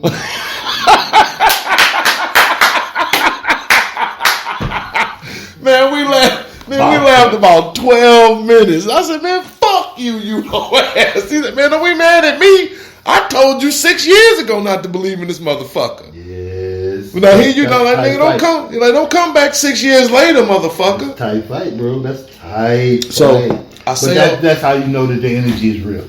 So I'll say all that to say, he hit me up like, man, I've been looking at these highlights of Kobe. And then I caught the funeral procession at the Staples Center. He's like, man, I'm sitting in this motherfucker crying like a motherfucker, man. When he said that, I was like,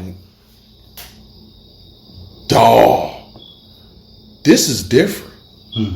2 weeks later, motherfuckers is dying from the flu, pretty much. So they say. So that's why I believe in the whole energy thing. Yeah, it's true. And we are all connected by an invisible intelligence. Collective unconsciousness. That what's my man name? Is it Brother Panic?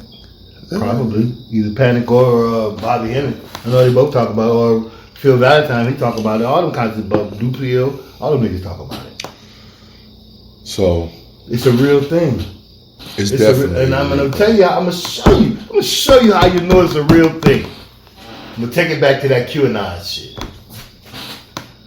Like I said before the COVID came around, or they brought it around, everybody was on the white van shit. Because that shit had started to get really, really bad. Ridiculous. It was really ridiculous. It was getting crazy. So you know that in the collective unconsciousness of, and particularly the black woman, they were thinking somebody needs to do something about this. Because that's how we think. You know that's how we think. So you know that these women, before they going to sleep at night, watching the news, hearing this shit, they're thinking, somebody needs to do something about this. Somebody needs to do something. That goes somewhere. That's an energy that goes somewhere. When that goes into the quantum, the ethers, the thought, wherever thought goes and manifests itself and comes back to the earth, ta-da! QAnon. These motherfuckers supposed to be killed up a gang of motherfuckers. Military tribunals is what I was trying to tell you earlier. Military tribunals and executions. Period. Or you might get life in prison, and that's only because you cooperated. That's only because and like just recently, I mean, I don't follow none of these motherfuckers. I don't pay no attention. But just recently, they say that Howie Mandel was on Twitter talking about he was kidnapped and under armed guard. Well, that's because his ass was, he went to the tribe funeral and he didn't want to wear the ankle bracelet. They put the ankle bracelet on his ass and he didn't want to wear it. I done seen Obama with an ankle bracelet on. Obama had one. Ella had one. Hillary Clinton had one. Okay, so he didn't want to put it on. Oh, you don't put it on? They posted guards outside his house. So he tried to say he got kidnapped in your own house. You got armed guards outside my house. I've been kidnapped. How you been kidnapped at your own house? Who kidnapped somebody at their own house? That's not how kidnapping. That's not how kidnapping goes. They usually take you somewhere. Kidnapping is they when don't you kidnap you and keep you at your house. What you got in the refrigerator? Kidnapping is when you take said person from one place to another and you close said door, lock, and you keep said person away from. It's only kid keeping if you stay home. It's not napping unless you stay the motherfucker. That sounds more like babysitting. That's armed babysitting. There you go. There you go. So how are you kidnapped? No, motherfucker. No. You under arrest. That's armed babysitting. Come on now. See, so the girl that was with Epstein, right? Yeah, Giselle Maxwell. Yeah. So, and I hate that her last name was Maxwell. Son of a bitch. Yeah, I don't give a shit. So, ever since she's been in jail, you know what's been happening? No. They have been finding kids in droves. Yeah, oh yeah. They just found 30 kids in a fucking 18-wheeler in Georgia. 39. I'm sorry, 39. 39. Not to mention the 56 that they found somewhere else. And I was just listening to this dude called KT the Archer. He's a very, very, very, very astute brother. And he made the connection of the number 42 and the death of Chadwick Boseman, because you know he played Jackie Robinson. Yeah, and he died on the same day Jackie Robinson, the movie came out. He died on that same day. And on top of that, the motherfucker that made the Marvel shit birthday was on that day. So all that shit is a Not to mention, they were supposed to start filming for Black Panther 2 the very next day that he died. Hold on, it even gets deeper than that. And this is what this nigga KT the Archer was talking about. He was saying that all those different characters that they put in Black Panther are real tribes in Africa. Yeah. All of them. Yeah. And they found out that Disney used their likeness, went to them and said, we want whatever you made from this day point. They made $200 billion. We want that. Or this franchise and whatever the case may be. Because they use real rituals of real people. So it's basically the whole shit is cursed. And Disney did that shit again. This is the second time they did that. But here's the thing. This is the second time. Disney is involved in that child sex trafficking shit, so they gonna come down. They going down. They going down. They going down. Just like everybody else, they going down. And CNN, they going down. And ABC, they going down. All these motherfuckers gonna go down, bro. All of them going down. It's gonna be a whole, you talking about a new world. You ain't seen. You ain't seen shit. Hold on, y'all.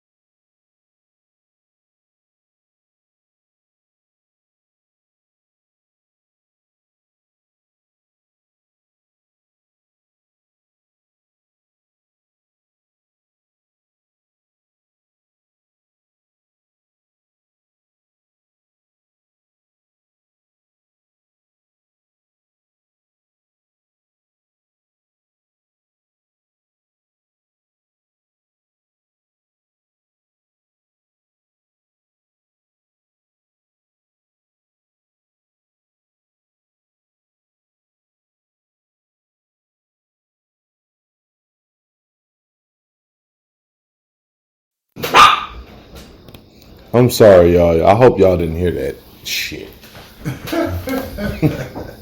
What you want? Don't come back down here. Close that door. Go. Bye. No. Bye. Close that door.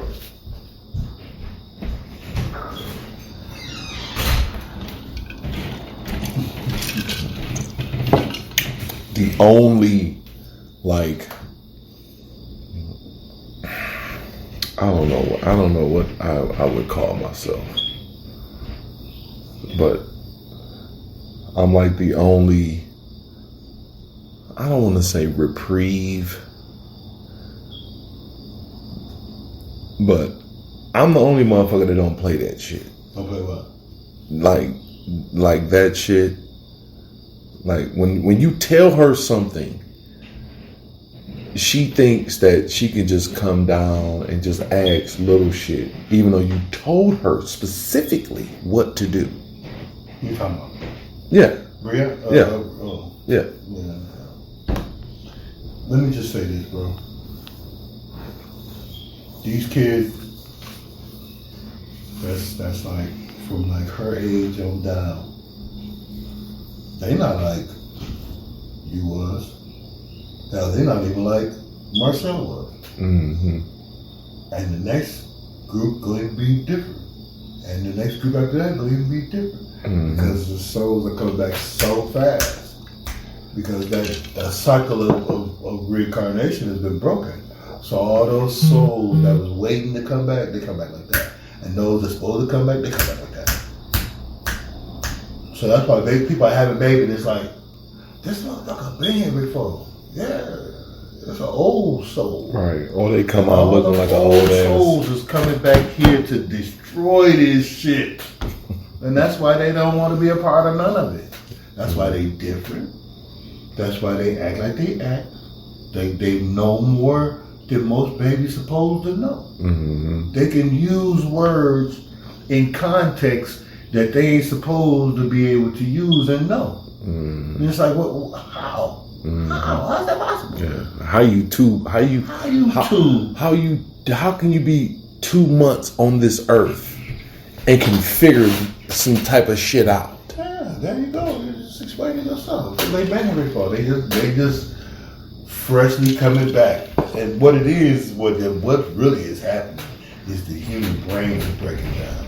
Mm-hmm. The minds are becoming stronger and the brains are becoming weaker. And as the minds become stronger, especially those that are conscious minds, those that have minds that are tapped into the quantum world, everything that they think about, they're going to be able to manifest.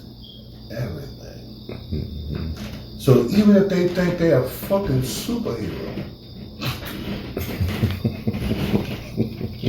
so when the first little nigga start flying around this motherfucker, don't be surprised.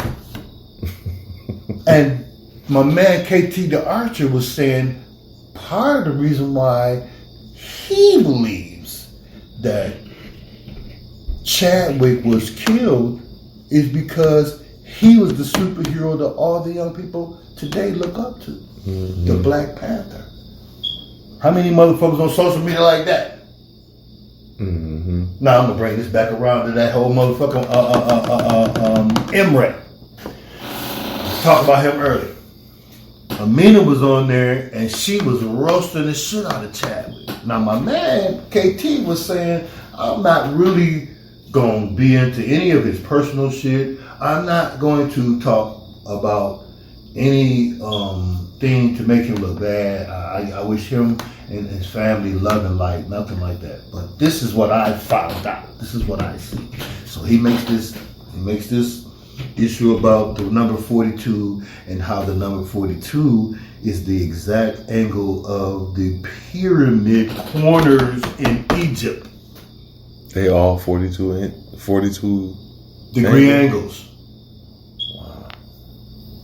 And Jackie Robinson was the first person to wear 42 as a black man, right. And he was the first one to play professional sports. So he was the opening way.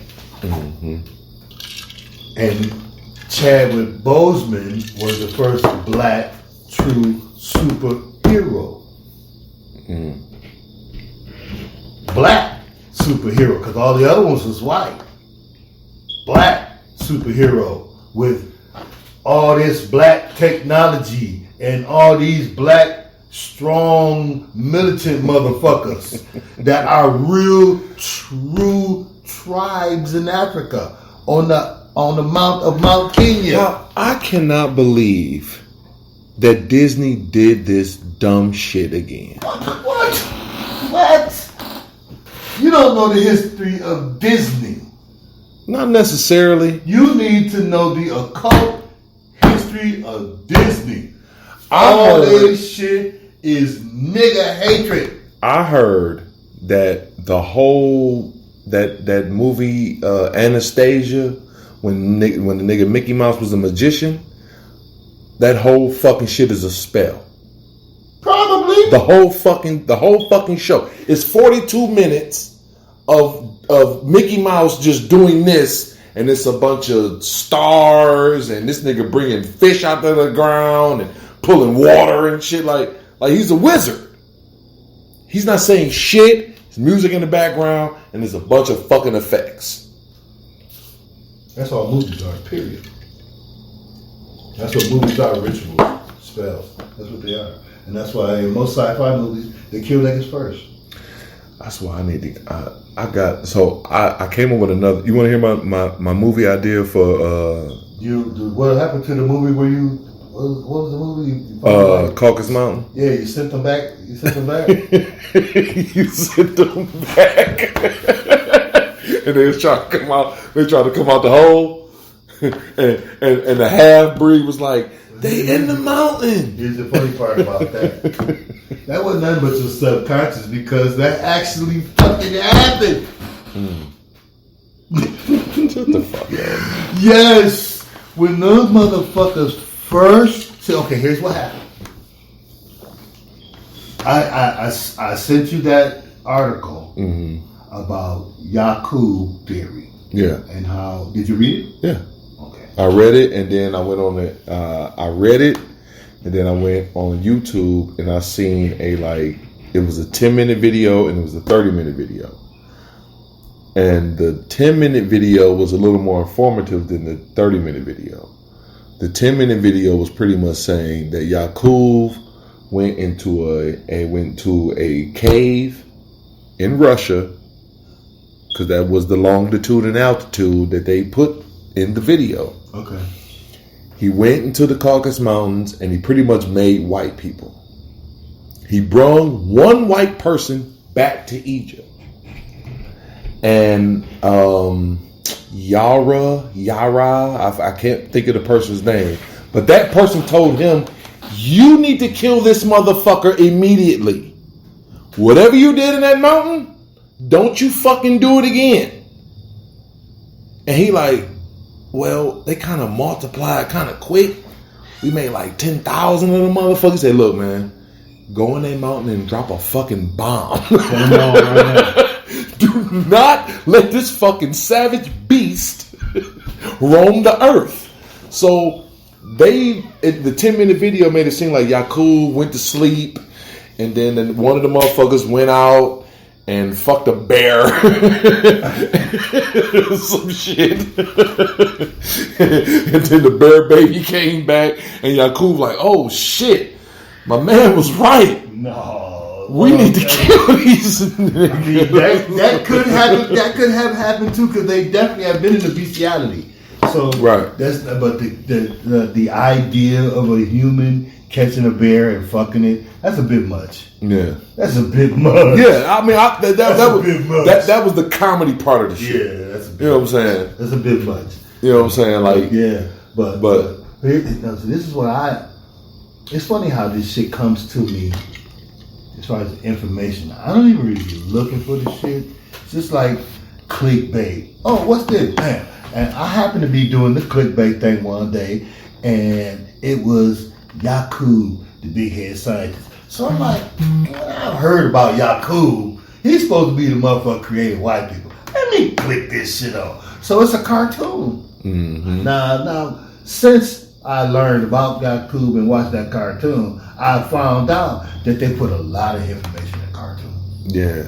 A lot of information in cartoons. Because they think by putting shit in cartoons, they don't understand. It won't be scholarship. They don't understand. They put they made a song about the United States in the Animaniacs cartoon. Right. That's how I learned how the fucking capitals of the states of fucking United States of America through the fucking Animaniacs. It was the music. That's how you learn. Yeah. The music is not so much the lyrics, but the melody. Right. Because music is melanin. Mm-hmm. You know what I'm saying? So you are automatically attached to it. It automatically attaches to you. Right. That's why. It's a magnet. So, yeah. That's melanin. Imagine taking that technique and teaching our children. They're geniuses in a month. They know every rap song that comes on. Mm-hmm. Take that rap melody and put not no fucking ABCs. Take that rap melody and put all the pharaohs that's ever existed. Right. Now you talk about something. Mm-hmm. Because not only are you teaching them something, you also tapping into that subconscious. You awakening something. Yeah. You know what I'm saying? Yeah. So yeah, and this is what I was saying about the people that we need to really step to the community type of thing. Mm-hmm. The teachers. Because if you take the teachers and you match them with musicians, nothing but geniuses afterwards. That's it. That's all every generation will be. You take the teachers teaching a curriculum that they come up with. That's their shit, our shit. And you take a musician, put this to music. And this is how we're going to make money. We're not only going to teach, but we're going to reach. And that's how we're going to bring the genius back to our babies. That right there. Teach them in what is natural to them. Rhythm.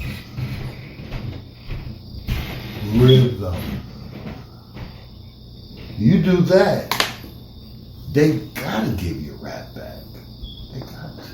They got to. They're gonna have to aesthetically give it back. Because why? You're educating the young. You're no longer telling them to grab guns and shoot shit. Now, if Black Lives Matter,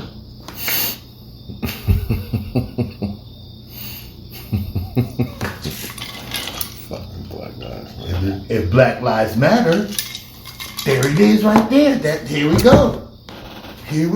Black Lives Matter, right? Here we go. I come up with an idea, so we matter, right?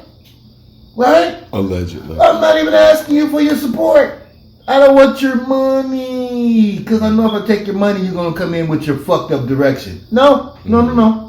Keep your money. All we telling you is this is what we going to do. See you. When you don't have to hate or include. That's the problem.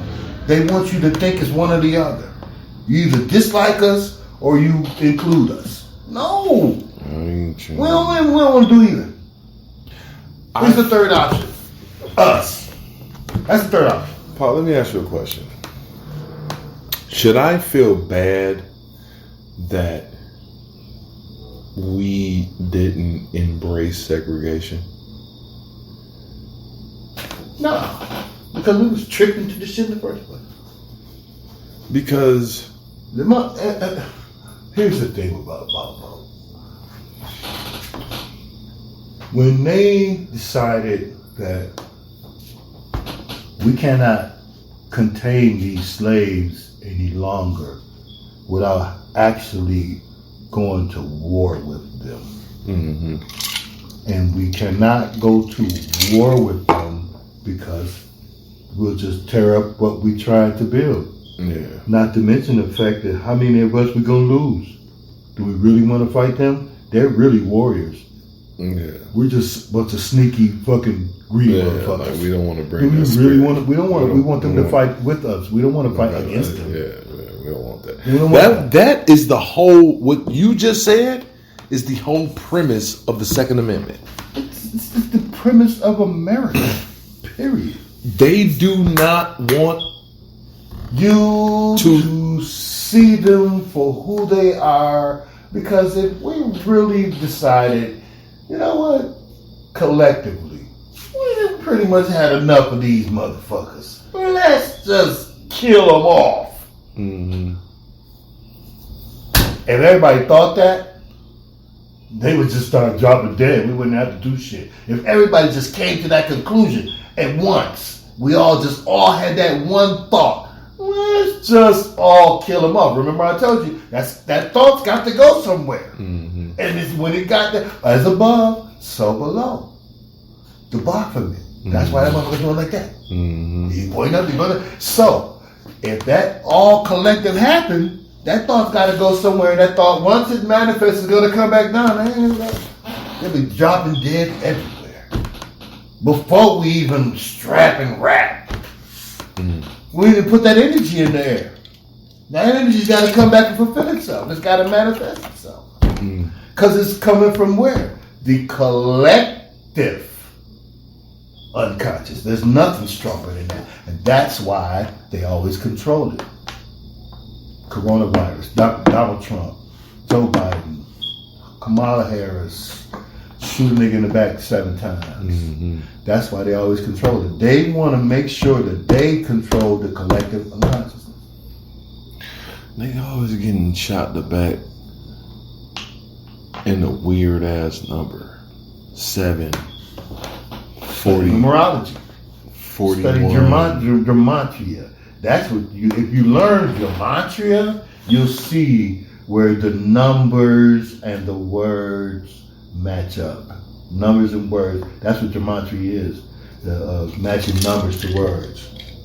And you'll see and that's what my man was saying, how 42. And it was amazing after he said that shit, after I watched that 1 hour video with this nigga talking about that motherfucker shot with, I went and I had games that day, and every fucking time I looked at the clock, 4 and 2 was on that goddamn clock. What is that called? Synchronicity. Synchronicity. That's what it is. Synchronicity. Because every time, like, you notice when you buy a car, you see the car you don't necessarily see that car that you bought any other time until you buy that car. Yeah, that's synchronicity. And I noticed that when I bought that F-150. Yeah. I did not see a F-150 before I bought that motherfucker. Well, it's funny that you mention that because so I try to use synchronicity and foresight. I kind of try to bring them together. So whatever I see the most of, I try to like see what's forthcoming from that. That's a sign telling you. When you see the most of something, you see something all the time, it's something talking to you, telling you that. That's a sign. And that's a sign that you brought to yourself, because signs come from your subconscious. That's how you program the subconscious. Trauma, signs, and repetition. So if you're seeing something time and time again, that's repetition. It's coming from somewhere. It's coming from somewhere. Something's talking to you. All that is nothing but occult information. Everything that we talk about now is occult information. And we ain't said shit about no devil. So look, Paul, before we close this podcast, we about 137 minutes in. Oh, what's that, 2 hours? Yeah. This and not to mention, this is my first 2-hour podcast. So look, remember when you was saying something about New Orleans? Yeah. And they had some type of mystical meeting in New Orleans? Yeah, they practice a lot of voodoo down there. So it was a young lady that I was talking to that's from New Orleans, right? Creole motherfuckers. Shout out Demi. I miss her too, man. I don't know what happened to her, but she ended up passing away. Right? And the only reason why I bring her up is because me and her had a connectivity with the moon. And I thought that I was the only person that talked to the moon. Because anytime I see a full moon, it just stops me in my track. Because I think it's like one of the most beautiful things that I've seen. Night, that bitch was big. It was about that big. Last night? Yeah. So anytime there's a full moon, it's going to be a full moon for 5 days. Okay. 5 days straight. Right. So that's an intelligence. You know that, right? The moon. The moon is an intelligence. So if you talk to it, then you should sit still and listen to that motherfucker, because it's going to probably talk back to you. I just talk to it, and then I feel like it's like smiling it down. Talk back to you, and it's like, why this motherfucker talking to me but won't listen? So look, what's the problem? So Demi told me, anytime you see a full moon, you need to stop in your tracks and proclaim whatever you want under that full moon, and it's going to manifest for you in the next 30 days. So from her saying that and us having a connection with the moon, anytime I see a full moon, that's what I do. Okay. So one of the things that I proclaim is that I proclaim to be a better man for myself, my children, and my family, the people that I hold near and dear. I proclaim that I'm going to excel any expectations that I have on myself or anyone has on me. And I also proclaim that these motherfuckers are going to remember my name. Okay. What's wrong? Ain't nothing wrong with that. I'm not saying that's beautiful. You putting that in the ethers, that come back to you. It's gonna come back in tenfold, bro. Especially if you find your passion. Your passion is what's going to take you wherever it is you want to go with that. Your passion is going to get you there. Your passion is your purpose.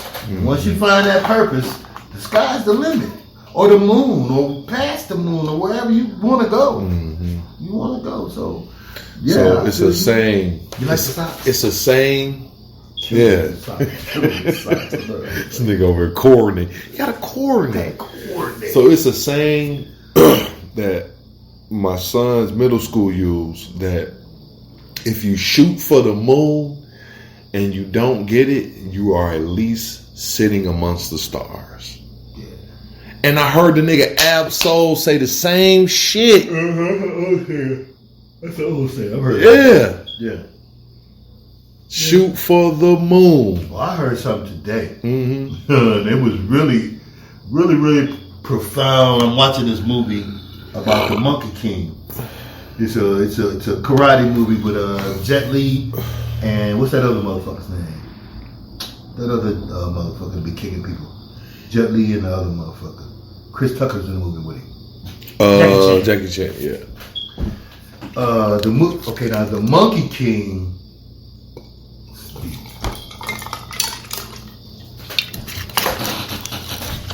Have you ever heard of the 8 Immortals? No, I never heard of that. There's a story about these 8 Immortals that is Chinese mythology.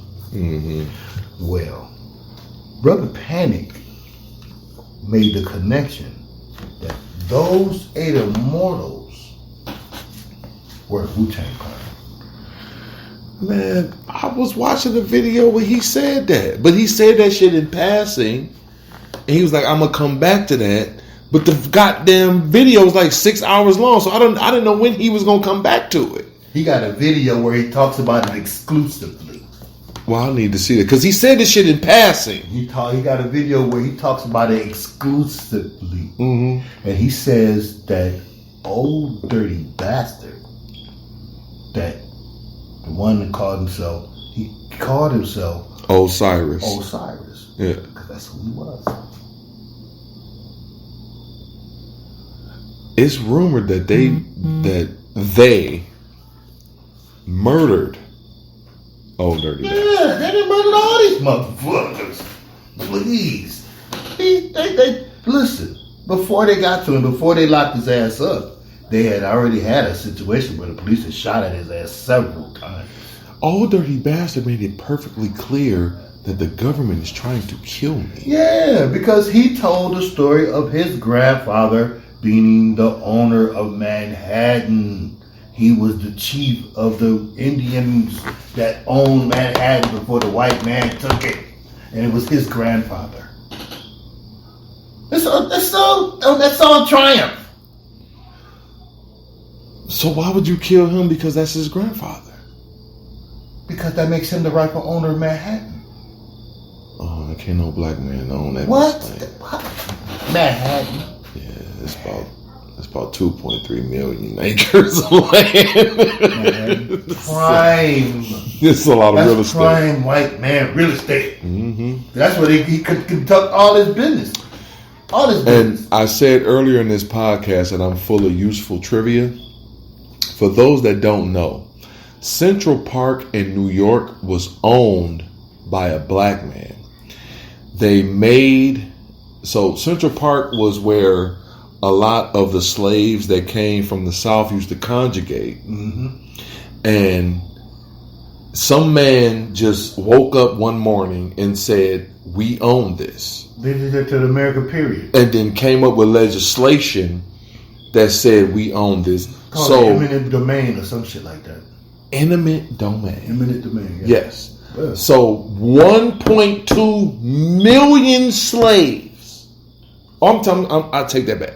1.2 million people that was in the Grand Central Park at that time had to find somewhere else to live because this man came up with eminent domain. Well, here's another thing. A lot of people were buried out there. Mm-hmm. Okay, so how about, because this is the energy that we really need to tap into, how about having a seance out there and waking up some of those motherfuckers and using them? Uh-oh. And it's funny you say that. Uh-oh. It's a show on HBO called Lovecraft Country. Yeah! Have you seen that? Yeah, I watched that. So did you see the last episode? I didn't watch the one that just came out. No, I haven't watched it. So I'm gonna give you a tidbit that happened on the last episode. The light skinned girl, right? She bought this big ass house. She hit the lottery, bought this big ass, I guess it's like 15-room house. But the people that owned the house before she bought it was a white dude that was doing an experiment on black people. Oh, okay. Don't tell me no more. Tell me no more. Tell me no more. Tell me no more. All right, well, go and watch it. Tell me no more. And when you see the part, all I'm gonna say is when you see the part in the basement, call me. All right. And you're gonna know exactly when to call. Call me. I will be expecting your call. Okay. I'm gonna watch it as soon as I get home too. Call me. Me and Katrina both was watching. In the basement, call me. Yeah. Just, bro. Because the Lovecraft Country shit is crazy how they're taking racism and the occult, mashing the two, but racism is losing every fucking time. That's what they telling you. Every fucking time. That's what they telling you. That shit is because they're losing. That bullshit. That's nothing. That's not that. Racism is an attention getter. Mm-hmm. That's what racism is. Every time they killed one black person, every time they kill a black person today, it is to get your attention. That's why they're doing it. Not because they don't like niggas. Not because they want to kill us all. They need attention. What up, though? Hey. How you doing? She just got to pee. I don't blame her. I be having to go. Right. But that's what it's about, though. That's what it's about more than anything else. Because I mean, look at the action that happens after that, cause and effect. They kill a motherfucker, they shoot a motherfucker, they do whatever. They put it on social media. So what happens? They could get nigger outrage, and they get plenty of it. And this is the last thing I'm gonna say. Mm-hmm. I had this thought earlier today, and I don't get to say this to too many people because I know that our people they stupid one, and they love white people too. Mm-hmm. So, my thing is this: do you really believe, knowing? Now we all know that hate is taught in white homes. We know this. Mm-hmm. We've been talking about this shit for years. So this is not something that's a secret that I'm letting out a secret. We all pretty much know this to be true. Right. So are we not looking at the children, maybe grown children, but the children of people who teach hate? Mm. So wait a minute. You want to tell me that a group of white kids, because that's basically all they are, kids in their 20s, teenagers, whatever, Mm-hmm. have heard their parents say negative things about black people, and Whatever she do. I'm just saying. Yeah. they have lived in a house where hate has been prevalent, and in some cases, their parents are involved in hate groups. Mm-hmm. That these kids have gone from that teaching and show up at a protest, and you believe that that child is in your corner after growing up with these people? You must be a really trusting idiot. Can I say something? What? I see Big Orange. Mm-hmm. Can I say something on the post office beheading? What you want to say about the post I office? feel like you got your homeboy in there. Your homeboy not under pressure. Because these people didn't protest outside his house. And he didn't stop all the shit that you wanted to go on. As in the blue mailboxes be locked down and took off the street. Mm-hmm. And the outgoing mail part, the sorting, sorter machine, the sorting machine. That's supposed to be gone. But no, when he got that heat up on his ass, when Congress got on him, and Congress and all these people get on. He said he wasn't gonna bring the sorting machines back though. Listen, no, they back. Why do you think the boxes is still out here? If they took one city, they gonna take all of them. It don't matter what's They going on. still out there so that people can mail those votes in. Yeah, but see, Donald Trump is in his ear, and then I guess he realizing what the people is feeling because Donald Trump trying to get rid of the whole post office, but not knowing that one point. Who said that? Who said that Donald Trump was trying to get rid of the post office? he said he said it. It was in he one of his said press that the conferences. He post said the office post office is a joke. are charging penny on a dollar to these internet companies that are using them. They should be Amazon. They should be charging $4 to $7 to $13 by me working at the for post a package. office. I understand that because I feel like anywhere else you work at, you get a discount.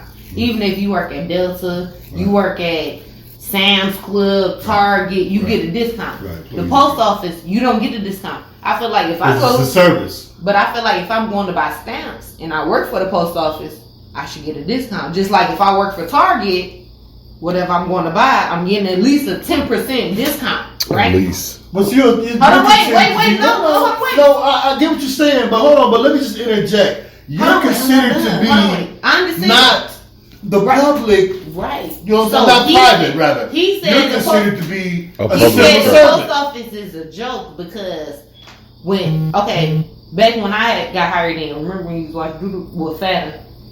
That's around that time. Right. They had just got that contract with Amazon.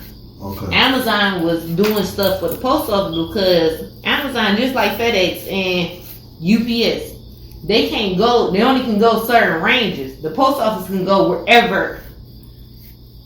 Right. UPS and FedEx can go certain places. So that's why they took the Amazon contract. Okay. But not knowing that this man that owned Amazon about to have a whole nother shit for y'all a couple years come down. Right.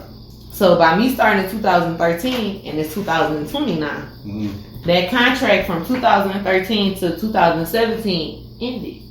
But they still was going on the contract 2018, 2019 until Orange Head got in there.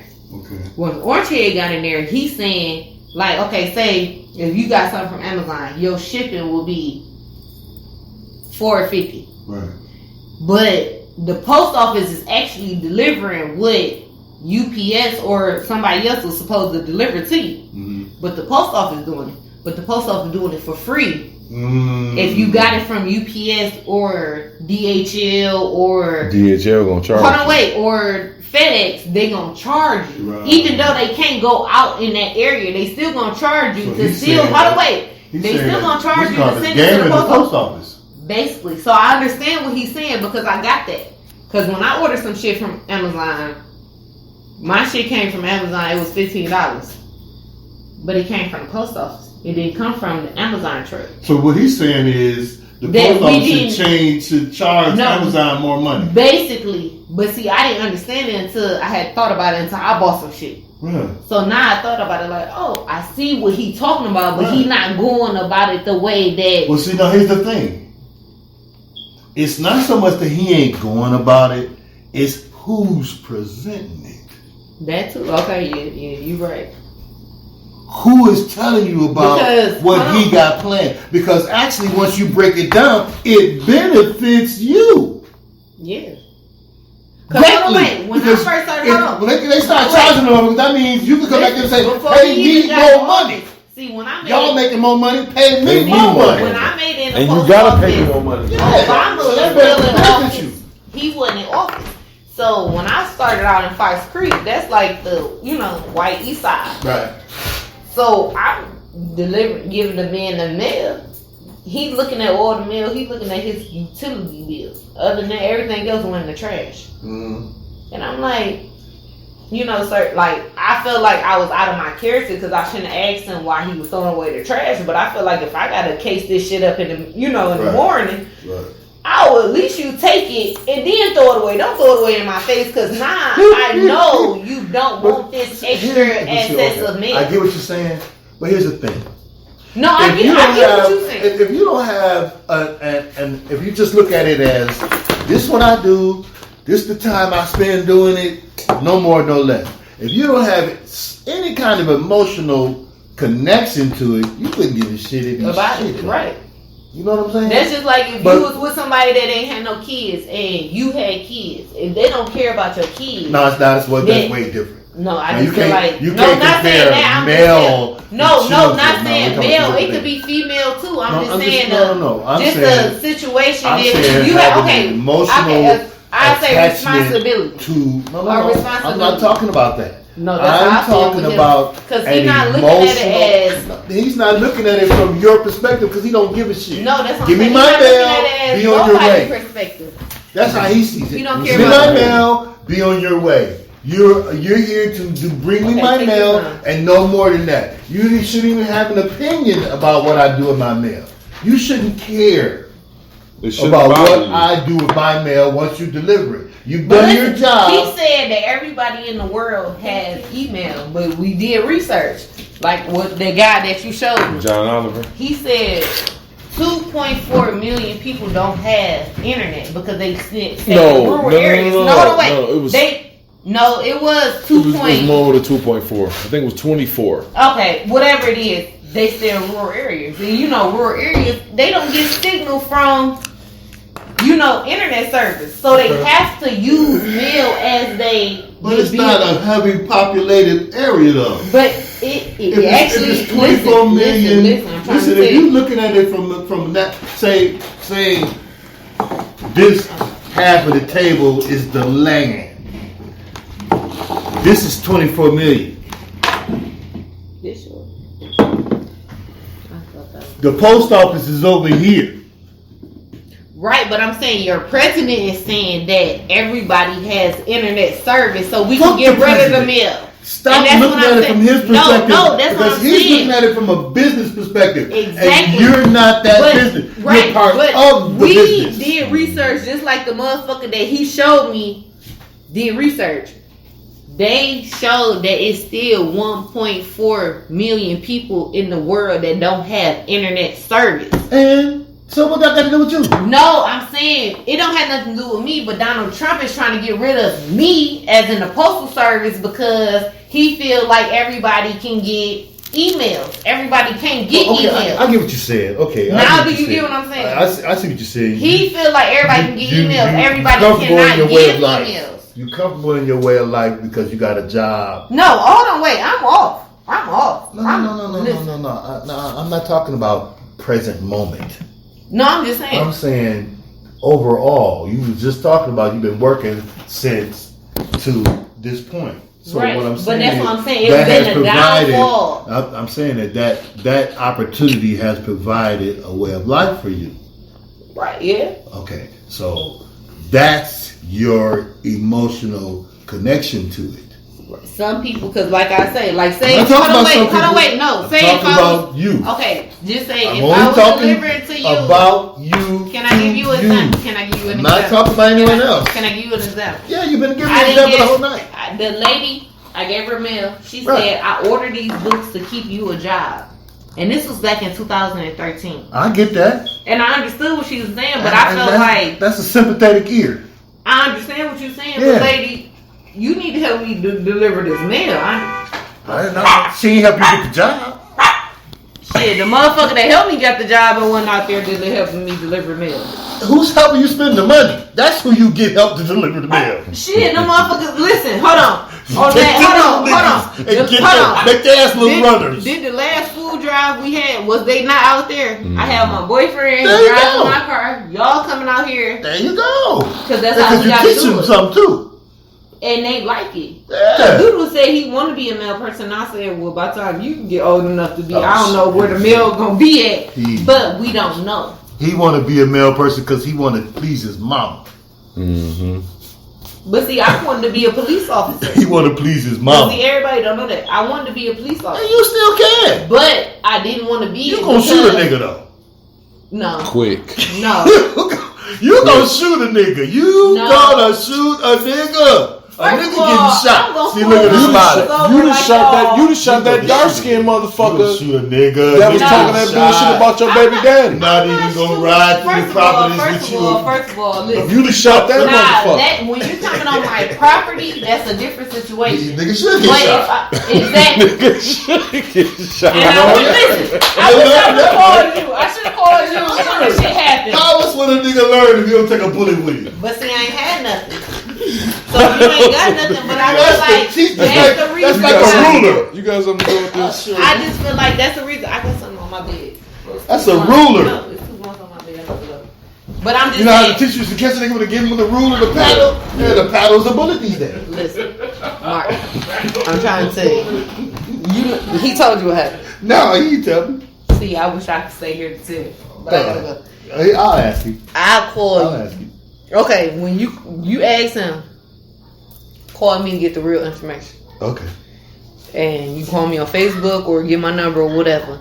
But I'm gonna friend you again on Facebook so you can. Because I thought that was a fake friend request. Because when I went on Mark's page and went to your page, it was 2 different profile pictures. I did. And I'm one is my father's page, the Thomas Maxwell. See, I ain't got time for you and your son. Y'all got too many pages out here. But the Mark Maxwell, that's the page. But that's what I'm saying. Mark, get him my number. Mm-hmm. You tell him what happened after this podcast. Tell him what happened with that situation.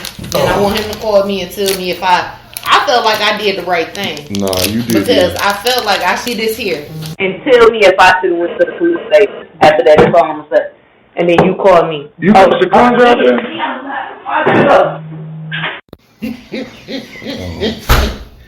Is that enough? Here you go. Well, I've done this enough to where I can talk in code. And we go end the podcast after I say this because we don't really want to talk about shit. And the podcast was going on while we was having that conversation. Mm-hmm. Yeah. Matter of fact, I'm gonna end it right here. I appreciate everybody that's listening. I'm gonna send this to a couple channels. Hopefully, it'll connect. The cast be live? Yeah, we live right now. Okay. Yeah, we live right now. You need to get a little call-in thing going. You got to get you a line so you can have people call in. That's season. That's season 3, season 4. Like I have a plan. You know what I'm saying? I have a plan for this. A plan is a beautiful thing. You know what I'm saying? And that's why you need to meditate. I have a meditation will manifest that plan 4, 5, 6, 7-year plan for this. You know what I'm saying? This podcast is going to help me become mayor of Detroit. I don't know if I ever told you this, Pops. I know. I heard you say you want to be mayor. I'm going to be mayor of Detroit. Well, good luck. I hope I'm alive to see it. I was inspired by Kwame Kilpatrick. He's an idiot. He is, but he's an inspiring idiot. He inspired me, Pop. Here's the thing. He inspired me. You got to understand this about, and I just said this to you a little while ago. I know. You can't serve 2 masters. So if you're going to be conscious, you're not going to ever become the mayor. I don't believe that, Pop. No, because you're not going to be able to stomach the ass kissing that you're going to have to do. I'm not built to kiss ass. That's why I didn't. That's why I didn't excel at UD the way I was supposed to. That should have taught you because something. I don't kiss ass. That you definitely do not want to get in politics. This white man came to me and said, "You are the most highly touted basketball player since Spencer Haywood." And I said, "Sir, you can't put this type of pressure on me. I know who Spencer Haywood is, sir. Don't fucking talk to me like that. Nigga, I can't even get in a fucking game when I'm supposed to. These niggas is chanting my name. And this nigga looking down at me, mad at me because they're chanting my name. And you tell me I'm the most highly touted player in Spencer? Don't do that shit to me." Yeah, that's a tough. That's a Pop, tough fight. I'm 20. This is the shit I'm going through. Like, man, what the fuck you mean? Like, man, I know who Spencer fucking Haywood is. Bro. That was a tight fight. That was a tight fight, and I felt bad because I know I influenced you to go. I thought Perry Watson. I really didn't know Perry Watson. Only heard of Perry Watson. He had a name. I didn't know Perry Watson. If I had have known, if I had have been more in tune on a higher level with the basketball community, I would have gotten who Perry Watson was, and you would have never went to that motherfucker. It's true. Never, ever. But I suspect that had you went to Michigan State, it might not have even been too much different. Because I don't see Tom Izzo as being much different than Perry Watson. I should have went wherever Gary Waters was. Well, yeah, you would have got a fair share there. But as you can see how he ended up turning out. Yeah. So that tells you about the whole energy involved with that level of sports. And even the energy gets worse at the professional level.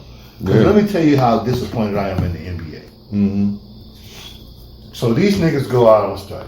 And I know this is a ritual. It's all some bullshit. And I know that they use the Greek motherfucker because he has a connection to Greece. And Greece is basically where white man started his civilization. Yeah. Okay? So there's a connection there. And you always look for the connection. So, okay. These motherfuckers go out, and when they first going out, I told Katrina, I said, motherfuckers ain't doing nothing but postponing the money they gonna get later on. That's all they doing. Mm-hmm. They'll be back. So you mean to tell me that the greatest concession that these fucking bum-ass, slave-ass niggas could come up with is voting, getting some arenas to open up on voting day? Mm-hmm. That's what you walked out for? something that allegedly Obama had spearheaded. Who gives a shit who spearheaded? He can suck a dick. He suck dick anyway. So fuck him. Anyway, that right there just goes to tell you that shows you that those motherfuckers ain't on the side of nobody that really cares about black people. That is not a issue for black people voting. It's not. That's an issue to keep this country running. That ain't got nothing to do with being black, because this country, over a period of time, has showed black people, we don't really give a shit about you. So let me show you. Let me show you what my history buffness has done. You know what is an issue for black people? Police reform. You know how you get rid of police reform? You go back to the Dred Scott of 1846, when they told black people, even if you come here as whatever entity, Right. if you come here as a slave, you're property. So here's the thing. What you have to do is you have to get out of all those contracts that make you property. Yeah. Birth certificate, driver's license, social security card, voting registration. I tell motherfuckers all the time, I say, you know, you don't need a driver's license to drive a car. Did you know once you get a driver's license, you relinquish your rights, and they have the opportunity to charge you for whatever traffic violation you have once you decide to get that driver's license. Because they have this act that Congress passed, and it was like, because they have a lot of appeasing acts for the Native Americans, aka us. You know, that's another underlining phrase that we're going to use here. We only got 9 minutes left. I've actually almost used almost all of my 180 minutes. Damn. 180 minutes, 3 hours. Yeah. So they have a lot of underlining shit for Native Americans, because they promised the Native Americans a lot of shit. Over 144 treaties. Oh yeah, they broke every last one of them. That they promised the Native Americans. Eminent domain. Eminent domain. These motherfuckers were so diabolical that they killed all of the bison in the area. I know. You kill all of nigga, we use these niggas. Dog, man.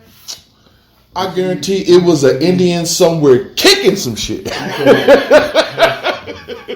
I guarantee this motherfucker go out every Sunday to chase a bison. This is how this motherfucker stay in shape. He died because you motherfuckers. And the killing part is they did that on rough land. These people was living on rough land. They weren't living on. We're not talking about in Hawaii. No. We talking about in Wyoming. Yeah.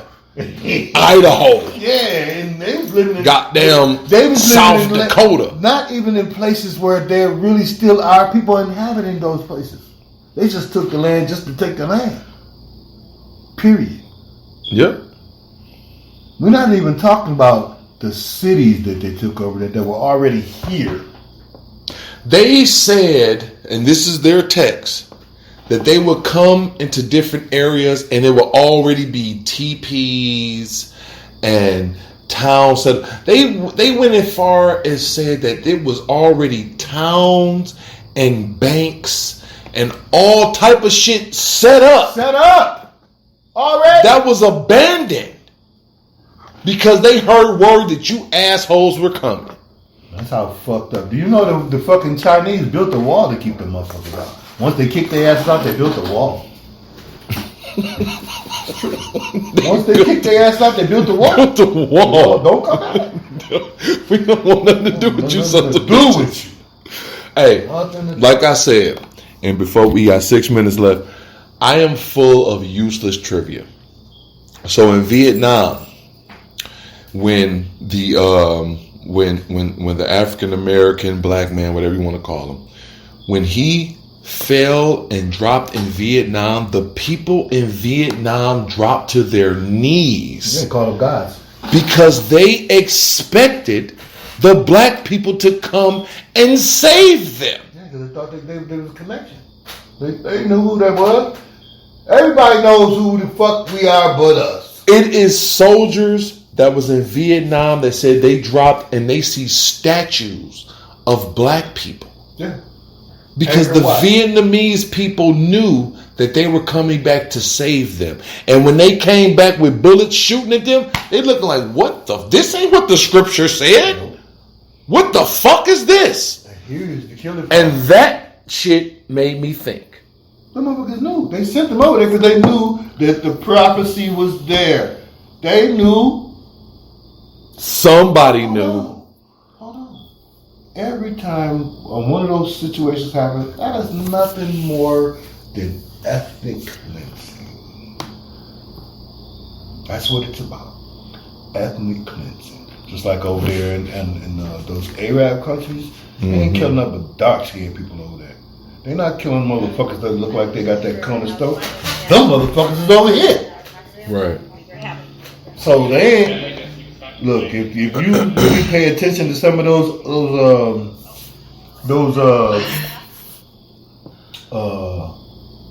newscasts where they talk about those people in India and shit, and they show those people, those motherfuckers be niggas, black like that goddamn Nike thing.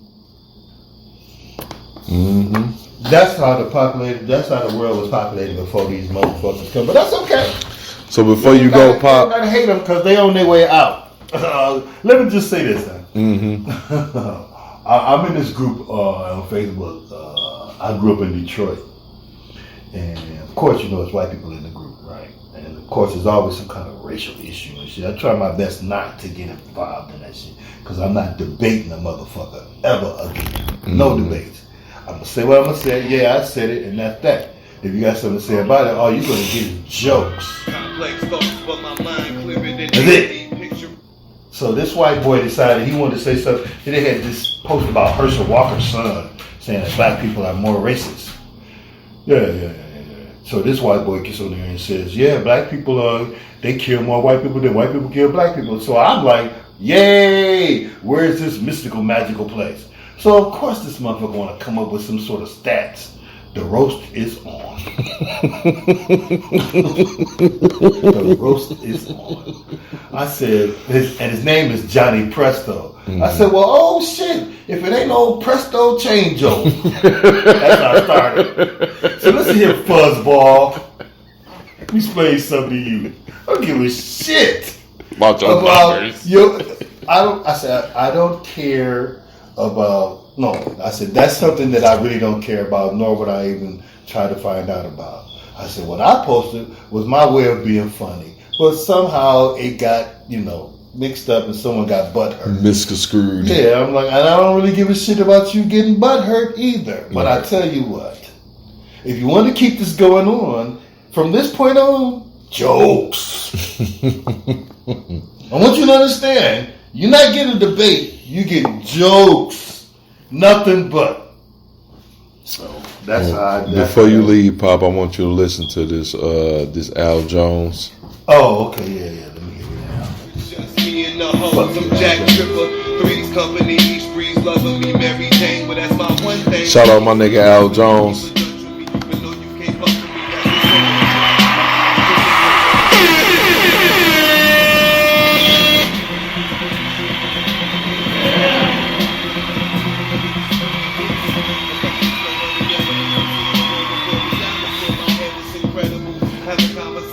Growing like a professional. Boy, the alien OG, it got me extraterrestrial. I don't pump after the help. So here's a gram for yourself. And take a couple of damn hits until you can't stand for yourself. You wouldn't understand it till you hide in the bitch and somewhere bowed up in a corner. But you think you about to fall into a coma. Come ride with the soda and fly high from here to the coast. I think I'm about to fall into a coma. The life of a loner. Your wife's nice, she gives me a bonus. And 9 months later, I'm a donor. I went to school high, no lie. I wrote it out of my diploma. I really used to think I was a goner. Got an addiction with soda. I mixed bad decisions